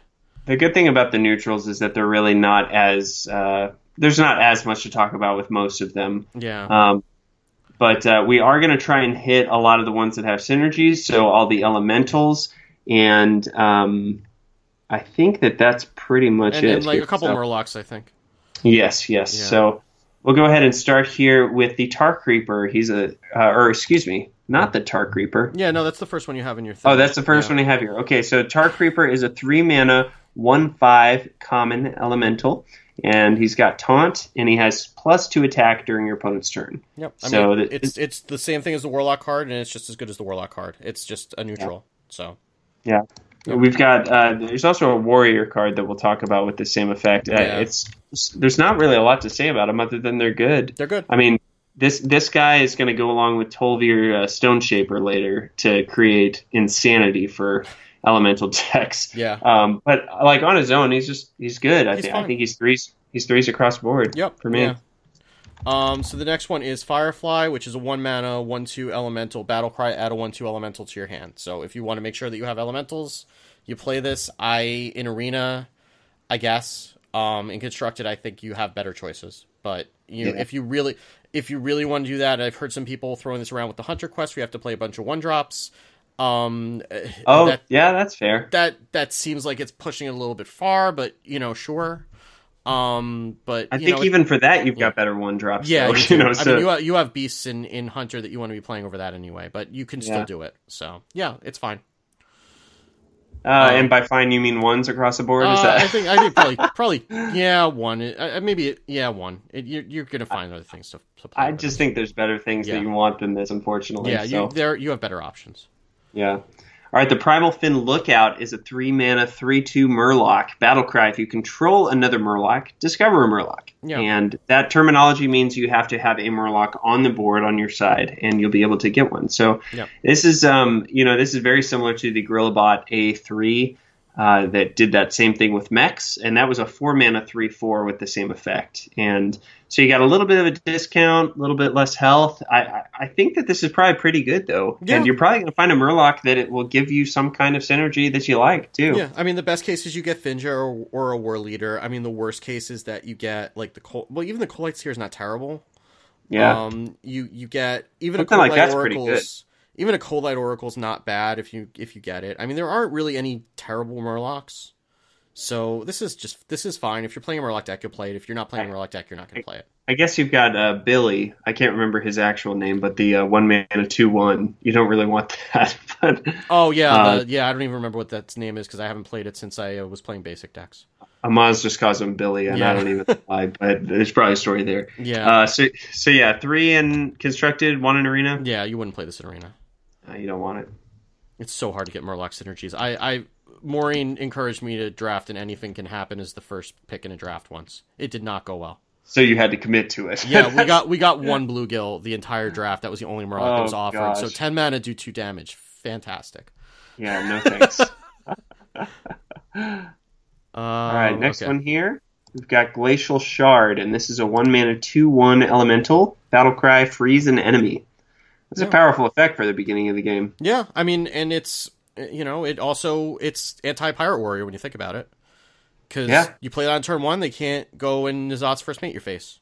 So being able to freeze the opponent's hero or any minion on board, you just got a lot of versatility. I mean, he's nothing flashy, but I think for the beginning of the game, he's good. Yeah. And then even later in the game to activate your next turn, he's fine. Yeah, I think it's good. You'll play it. I mean, you'll definitely play an arena. It's probably gonna make its way into a lot of elemental decks. I'd say it's a 4 across the board. All right. I like it. Okay. Thunder Lizard, which is the name of my next indie band. Actually, that's a lie because the name of my next indie band is Gentle Megasaur. There's a lot of good names for bands. I made album art of Gentle Megasaur with the album title Adapt Your Murlocs. Nice, I like it. I like that a lot, but anyway. Thunder Lizard is a 3-mana 3/3 beast. Battlecry, if you played an elemental last turn, adapt. I mean, I think you would probably just rather have an elemental in one of those decks than a beast. I think that breaks your elemental chain, especially early. And if you don't play an elemental, it's just understated. So I think you have better choices. It's not a bad card, and you may pick it in arena just because it's a decent card. On its own, even if you don't get it to, there's nothing wrong with it. But I think you just have better choices. It's the same reason you wouldn't play Primal Fin Lookout, outside of a pure Murloc deck. And even then, you want elementals, not beasts, in an elemental deck. Yeah, I honestly agree with you on all of that. I think it's a strong or just a solid 2 across the board because it does something and it could be good, but it also kind of works against the deck that you're creating at the same time. So yeah, we'll go with that. Yep. All right, next one here is Igneous Elemental, and it's a 3-mana 2/3 elemental. Death Rattle, add 2 1/2 elementals to your hand. So this kind of feels like the pig girl. What's her name? The 2/3 for 3 that summons a 1/1. No. I don't even know. It's too late. I can't even think anymore. It's far too late. So you're getting you're getting 2 1/2s and they're in your hand instead of being played. So it seems about fair, but again, if you're super paranoid about having enough elementals to play great, I think you're not going to have that kind of a problem. I think you want to play Tar Creeper instead of this. Yeah, I would say so too. So I would go 1s on this, honestly. Yeah. So the next one is Fire Plume Phoenix, which is a 4-mana 3/3 Battlecry, deal 2 damage. This is fine. This is Ironforge Rifleman, but it's an elemental. So, and I mean, Blackwing Corruptor's going away. This is 1 less damage, but it's also 1 less mana. So this is fine. You'll probably, I don't know if you play this or not. Maybe it depends on the class. Maybe Mage is more likely to play this than Shaman, just because Mage has fewer class elementals that are good. But in Arena, you'll certainly play this. Yeah. I think it's fine. Nope. And I think you've got a lot of other elementals like Fire Elemental, Blaze Caller that are later in the game that deal damage. Yeah. And so this could be something in the mid game to actually kind of help you bridge that. And Yep. Change things up. I think it's good. Yep. I like 4s on this one. What do you say? Yeah, that's fine. All right. What do we have next here? Stormwatcher is the next one. Stormwatcher. What is this? This is a 7-mana 4/8 elemental with Wind Fury. Sure. This is just something you pick in Arena. Yeah. It's not something you're actually going to play in your elemental deck. Yeah. And you know what kills this? Meteor. What? Oh my gosh. You know what also kills this? Pyroblast. And Pyroblast is 4 more mana, and Pyroblast goes face. I guess that's true. Yeah. So we got 2 in Constructed, 4 in Arena. Yeah, it'll be fine in Arena. This will be a game ender in Arena. Like, you either deal with this or you don't. I think this has a better chance than other Wind Fury minions that we've seen. Because I've always wanted those to work, but they never have. This is a lot of health and a decent amount of attack. Yeah, I mean, it's just the only problem is when you're paying 7 mana that late in the game. It needs to do something immediately, and this doesn't, but I think it needs to be answered, so... Alright, so Volatile Elemental is a 2-mana 1/1 elemental. Death Rattle, deal 3 damage to a random enemy minion. Weird. I guess. It's in Arena, you'll take it. I think, again, the stats are puny, and you don't get to control when it goes off, and you don't get to control where it goes. So I don't see where this fits in Constructed, but in Arena, you'd absolutely take this. Yeah. And you hit the nail on the head. The hard thing with powerful effects for Death Rattles is that your opponent oftentimes gets to trigger them. So, I mean, this could combine with the Death Rattle legendary neutral, but that's silly that you're actually doing that. So. Yeah. You're not going to build your deck around that. So this is a 1 in Constructed. What do you say for Arena? I'd say probably a 2. I don't know that you take it all the time, but you probably take it. I mean, it's just being able to control the board to some degree. Yeah. Your opponent's going to have less answers for it. It's like a Leper Gnome that doesn't go face, basically. Yeah. All right, so moving on to a few neutral rares here. We got Tolvir Stone Shaper, and this is the crazy one with Tar Creeper. So he's a 4-mana 3/5, and the battle cry is if you played an elemental last turn, gain Taunt and Divine Shield. Oh, Psychotron a turn earlier seems pretty good to me. Seems fairly good, and even Psychotron's a 3/4. So this is. Oh yeah, it's true. Yeah. This is Ascension Shieldmaster with Taunt, or with double Taunt. Yeah. With Divine Shield, it kind of makes him almost a Sludge Belcher, and being able to play the Elemental last turn. I mean, if you're really being defensive with the Tar Creeper, you are well protected at that point. Yeah, and even in Arena, if you have to play this with the Battle Cry, it's not the end of the world. A 3/5 up for 4 is fine. Yeah. Like, you play Violet Teacher all the time without necessarily being able to take advantage of the ability, and it's fine. Sure. I mean, you'd rather have the Chillwind, obviously. Yeah, but it's not the end of the world. Yeah, if you can draft a Firefly or something, I guess, then that's good. So we'll say 4 in Constructed and 2 in Arena. Yeah, that sounds good. Okay. And then the next one is Servant of Kalimos, which is a 5-mana 4/5 elemental. If you played an elemental last turn, discover an elemental. So, another Spite Historian for elementals seems good. I mean, and especially because some of the elementals are Alakir and Fire Elemental, and there are some good high-end elementals that we haven't even talked about, or Kalimos for that matter. So, and you're going to get to offer those more often if they're class elementals. So I hate to comment on whether you can get them outside of your class or not. You can't. Yeah. Okay. You can't. But I mean, if you're a shaman, but you're probably playing this in shaman anyway. Yeah, if you're playing this in shaman, you can get Kalimos off of it. The same way that you would often get Draconid Operative off of Nether Spite when you're playing Dragon Priest. Or off of Draconid Operative. And you got that a lot off of Nether Spite Historian. You have a higher chance of getting it more than anything. So this really is the Servant of Kalimos who could give you Kalimos. So it's good. I don't know why I rated it so low, but I'd be willing to give it a 3 or 4 for sure. Yeah, I think it's a 4 because you're going to keep your chain going with this. There's no reason you wouldn't play this in an elemental deck. And in Arena, 3? 4? Yeah, maybe a 2, just because, again, you need the elemental synergy for it. Yeah, I mean, the good thing is discovering a card. Card advantage is so huge in Arena, being able to get that, but can't really guarantee it necessarily. Yeah, and I'm noticing one other rare that we missed that's an elemental that we can probably just knock out really quick, which is Frozen Crusher, which is a 6-mana 8/8 elemental. After this minion attacks, freeze it. So I mean, I want to talk about this with Priest because this is Purify Priest. Yeah, this is Purify Priest, yeah. But it's also an elemental that you could play that is understated. Sure. It gets to attack every other turn. So, and, there's also Cryomancer for Mage that you can take advantage of that synergy also. So there's some things you can do with this. I think you have to have a specific deck, but it's not completely terrible.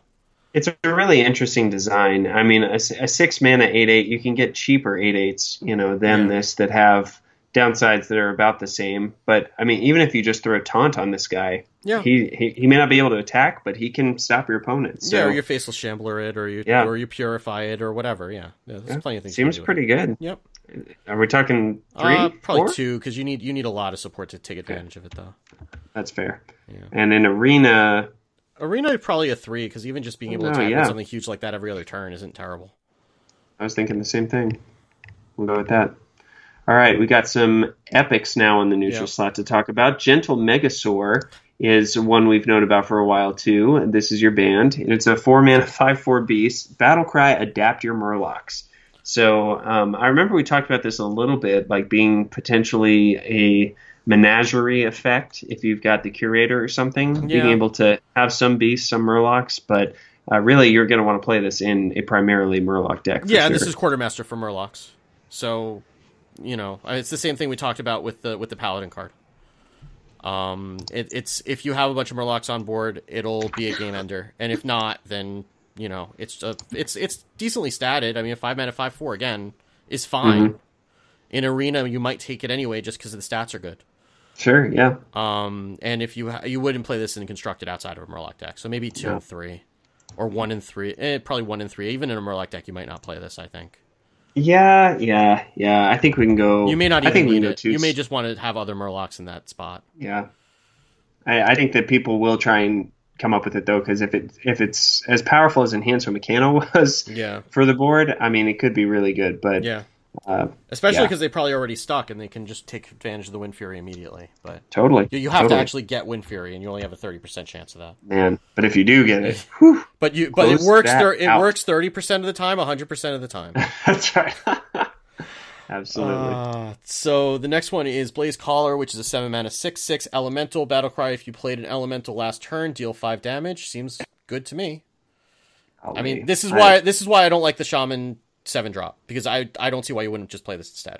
This is a better fire elemental that just has a condition on it.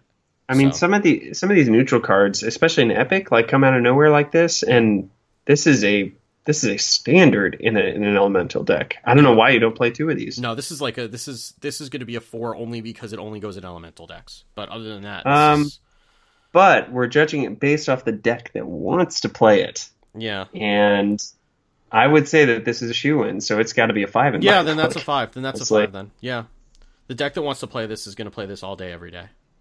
You have to again crafting your epics, but probably 4 in Arena. Actually. Well, probably 3 in Arena just because it's understated if you don't get the Battle Cry off.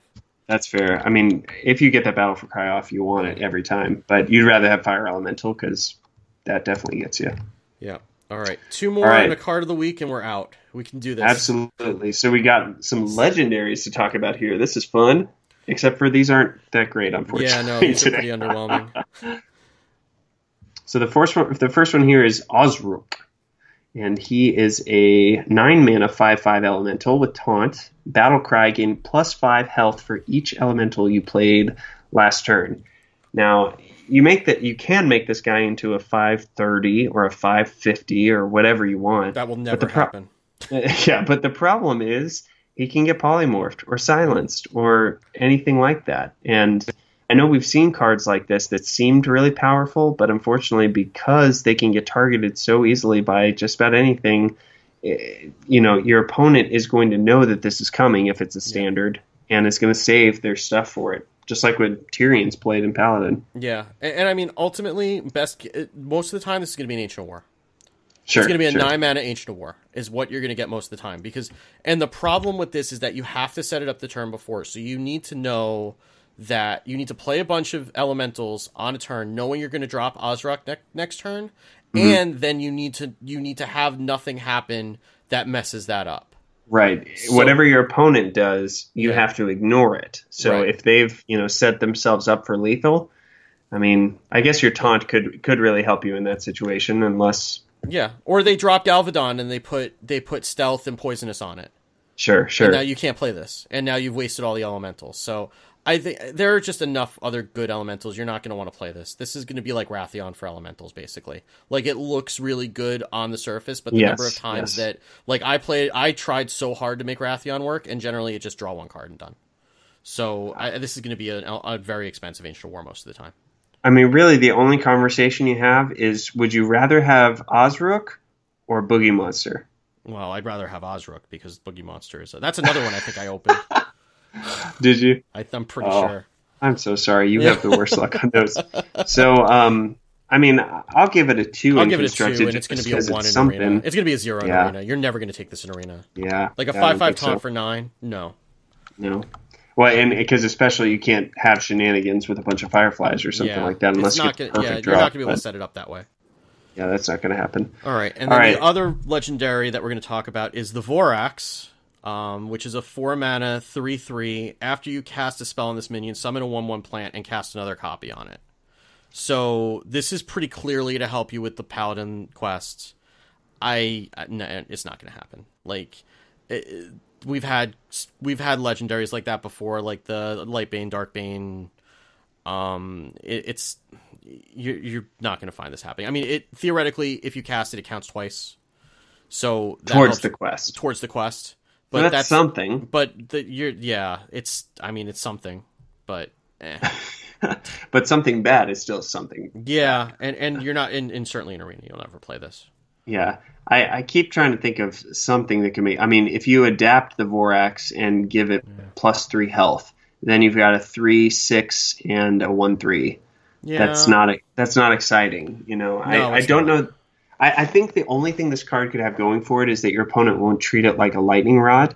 So, unlike Osrook that they kind of have to deal with, the Vorax, they're kind of like, what is this? Whatever. And then maybe your next turn when you've got 5 mana or more, I mean, if you play Stegodon on this and you're able to, or I can't remember what the card that gives you +2/+6 and taunt. The 2/6 one. Yeah. I mean, that's pretty good. That's a 10 mana combo though. And I mean, by the time that you play that late, this is going to get swept up in AoE, and I mean, and Ginny of Zephyrs was never a thing, and that basically did the same. It did the opposite. Except for Toast, so we can put this in the Toast category. Yeah, I mean, I guess you don't need another minion on board for this to work, but I just don't see it happening. Yeah, I think, once across the board on this. I think so. Man, that's unfortunate. Well, all right, you're gonna get a pretty sad song out of me, by the way, because my voice is pretty shot. So, well, yeah, we have been going for so long, but we cannot finish it out without the card of the week, obviously. So, Steve, I mean, I think somebody just started listening. They just got in the car right now, so they're ready to go and they're expecting your best. Oh my god! Come on, man, you got to bring it. It's the card of the week. Yeah. Adapt your Murlocs. Yeah. Try tell the us deal. what it is. Okay. So my card that I forced Andrew to put into this episode, because I would not let him get away without talking about it, is a neutral epic, 8 mana 5/4 Tortollan Primalist. Battle Cry, discover a spell and cast it with random targets. So, before I say anything, why do you hate this card and anything fun, Andrew? Well, anything fun. I hate it because it's obviously... It's so uncontrollable. I mean, the thing that makes it not fun for me is the random targets part. If that part were a little bit different, I think this card could really be usable. But but don't let me be the Debbie Downer. Tell me why you're excited for it. Okay. So I looked at this, and I mean, first of all, I am a Yogg fan, so that goes into it for starters. But I think, first of all, there's two big differences between this and like the obvious comparison to Servant of Yogg-Saron. From Old Gods, which basically just was a 5 mana 5/4, cast a spell that costs less than 5 and cast it with random targets. This is different for two reasons. One is the Discover, and the Discover. Well, I mean that's the reason that it's different. But the Discover does two things for you. One is that it limits it to class spells. So it's got a much smaller range, so you can kind of predict what it's going to do. Like, Servant of Yogg-Saron was just like, here we go, let's see what happens, and this is not that. Because you have an idea of what it's going to do. Like, you have a range, right? Like, and you know that you're going to get to choose from the range. So you're probably not going to pick something like Pyroblast off of this. Because unless you really are just aiming to get into a Trollden video. But if you're not aiming to get into a Trollden video, you probably won't cast that. Like, if you look at Warrior, right? Like, if you play this in Warrior, like, what are the kinds of cards that you have? You have, like, Shield Block, you have Brawl, you have even things like Shield Slam only target minions. You've got, like, a 50% chance or better of hitting whatever you want to hit. You can set up Execute to hit exactly what you want it to hit, if you know that's what you want to do. You have secrets that you can cast. You have things like Mark of the Lotus. You have a lot of effects that don't necessarily need to be targeted, that you know are coming, that you can plan for and play this out. And I think that certainly in the Mage deck, this is going to, at least one of these is going to go in, just because it's another spell that you're casting that's not in your deck that I think counts towards it. I guess we'll find out. But yeah, I mean, the thing that's so sad to me is if you use this in a Mage deck and you discover Firelance Portal and then it kills itself. I mean, and then it yeah, but you still get a 5-drop out of it. I mean, then you pay 8 mana to get a 5-drop. Yeah, but you're paying 8 mana to get a 5-drop anay, because that's what it is. So right. What I didn't consider with this card until recently was when you get an AoE effect off of this. Yeah. So you think about the great cards like Flame Strike or Blizzard that you could get off. There's no randomizing on that, and it's not even that you have to control the effect. It's just going to do, or Arcane Intellect or something like that. Yeah, like those kinds of cards are really good. Or Lightning Storm. I mean, there's like a lot of, or even like something like Farsight. Like you can there are cards that you could pick that like aren't great, but at least they won't hurt you. A 4-mana premium is just a lot to be paying. Yeah, but I guess it's a free spell that doesn't come out of your deck. But do you think that this is going to be a game changer, or is this just a fun card for you? Because I'm okay with either. I think that this is going to be a fun card, but I think this is going to be a fun card in the way that Yogg-Saron was a fun card. I don't think that's going to break the game like Yogg-Saron did, but I think this is a much more fair way to get a Yogg-Saron deck, a Yogg-Saron effect. And I think that you will see this slotted in as a one-off in some decks where it can take advantage of it in the right classes. I think Warrior it slots in. I think Mage you put it in just for the quest. You would probably run it. I think you could probably get away with running it in Druid, because Druid doesn't have that many spells that are targeted that are terrible. I mean, if you get a Nourish off this, you're fine. I mean, even though Nourish is kind of 50-50 what it's going to give you. Yeah. But even a swipe is definitely going to only affect your enemies. Yeah. So. Yeah. I mean, anything that only targets enemies is fine, right? Like, there are plenty of spells that just say target an enemy, or even spells that don't do anything, like Commanding Shout, but draw you a card. Like, that's expensive, but it's an expensive, Novice Engineer. But it's still you can play it without at least it hurting you, and some percentage of the time it's going to win you a game. I'm okay with this card surprising me. Okay.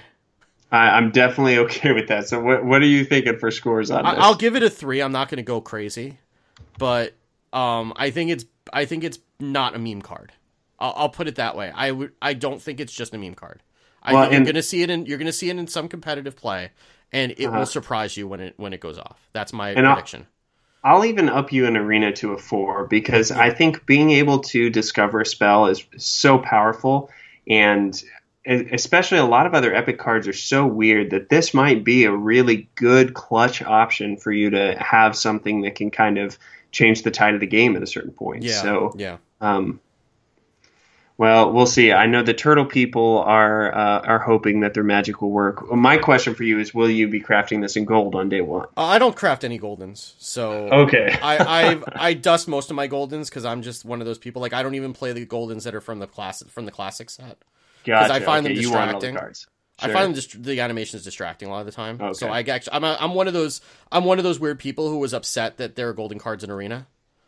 Gotcha. So I don't do any. Yeah, I don't do very many gold cards at all. And I may very well craft it at launch just to play around with it. Like I was one of those people who crafted 2 Renounced Darknesses to try to make that work. Oh, really? Okay. Yeah, I was determined to make that work. That didn't go so well. I think this will go a little bit better than that. I would agree. There's more chance here. Yeah.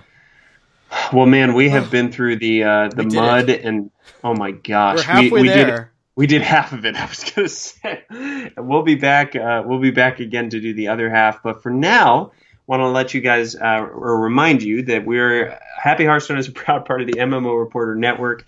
And you can go check out all the other shows on MMOReporter.com. If you'd like to support our show and help us grow and get better, you can go to patreon.com/MMOReporter to become a patron today. You can also follow the show on Google+. The link is in the show notes. You can follow us on Twitter. My personal account's Andrew's Living, and the show is at The Happy HS. Please email us at thehappyhearthstone@gmail.com. Tell us what you think about Tortal and Primalist and if Steve's crazy or not. And be sure to watch like out. A fox. That's definitely possible too. and be sure to be following us, twitch.tv/MMO Reporter for some Ungora streaming. I'll be sure to get all that stuff out there. Steve, where can the lovely people find you if they're looking for you? Well, you can go listen to me on my podcast Disruption, which you can find at relay.fm/disruption. You can find my personal site that probably needs some love and care, but over at multiball.net. You can find me on Twitter at WickedGood, and you can find me on Twitch. I'm WickedGoodFM. I haven't streamed for a while. I keep trying to, and life gets in the way. But one of these days, maybe once Ungoro comes out, I'll be trying to fire up the streaming account again. So just go follow over there, and you'll get a notification if and when that ever happens. Sounds good. Well, Steve, thanks so much for the long haul, man. I know I don't know. It feels like an accomplishment, and at the same time, I'm like, man, we got a lot more cards here. This is almost as hard as hitting Legend. I'll tell you that much. It's a grind, right? Yeah, man, more cards. But man, it's been a lot of fun having you here, and I'll be looking forward to our next show to get the rest of the cards done with you, man. Yeah, absolutely. I'm looking forward to it. I'll need a week for my voice to recover, but I think I'll be all set by then. That's a good idea for both of us. I need some rest for sure now, too. And hey, thank you so much for visiting the Happy Hearthstone and having a little fun with us. We'll see you next time. Bye. Thanks for watching the video, everybody. Don't forget to check out all the other podcasts at MMOReporter.com or by clicking on any of the links here. And please check out our Patreon campaign at patreon.com/MMOReporter. Thanks, everyone, and see you in game.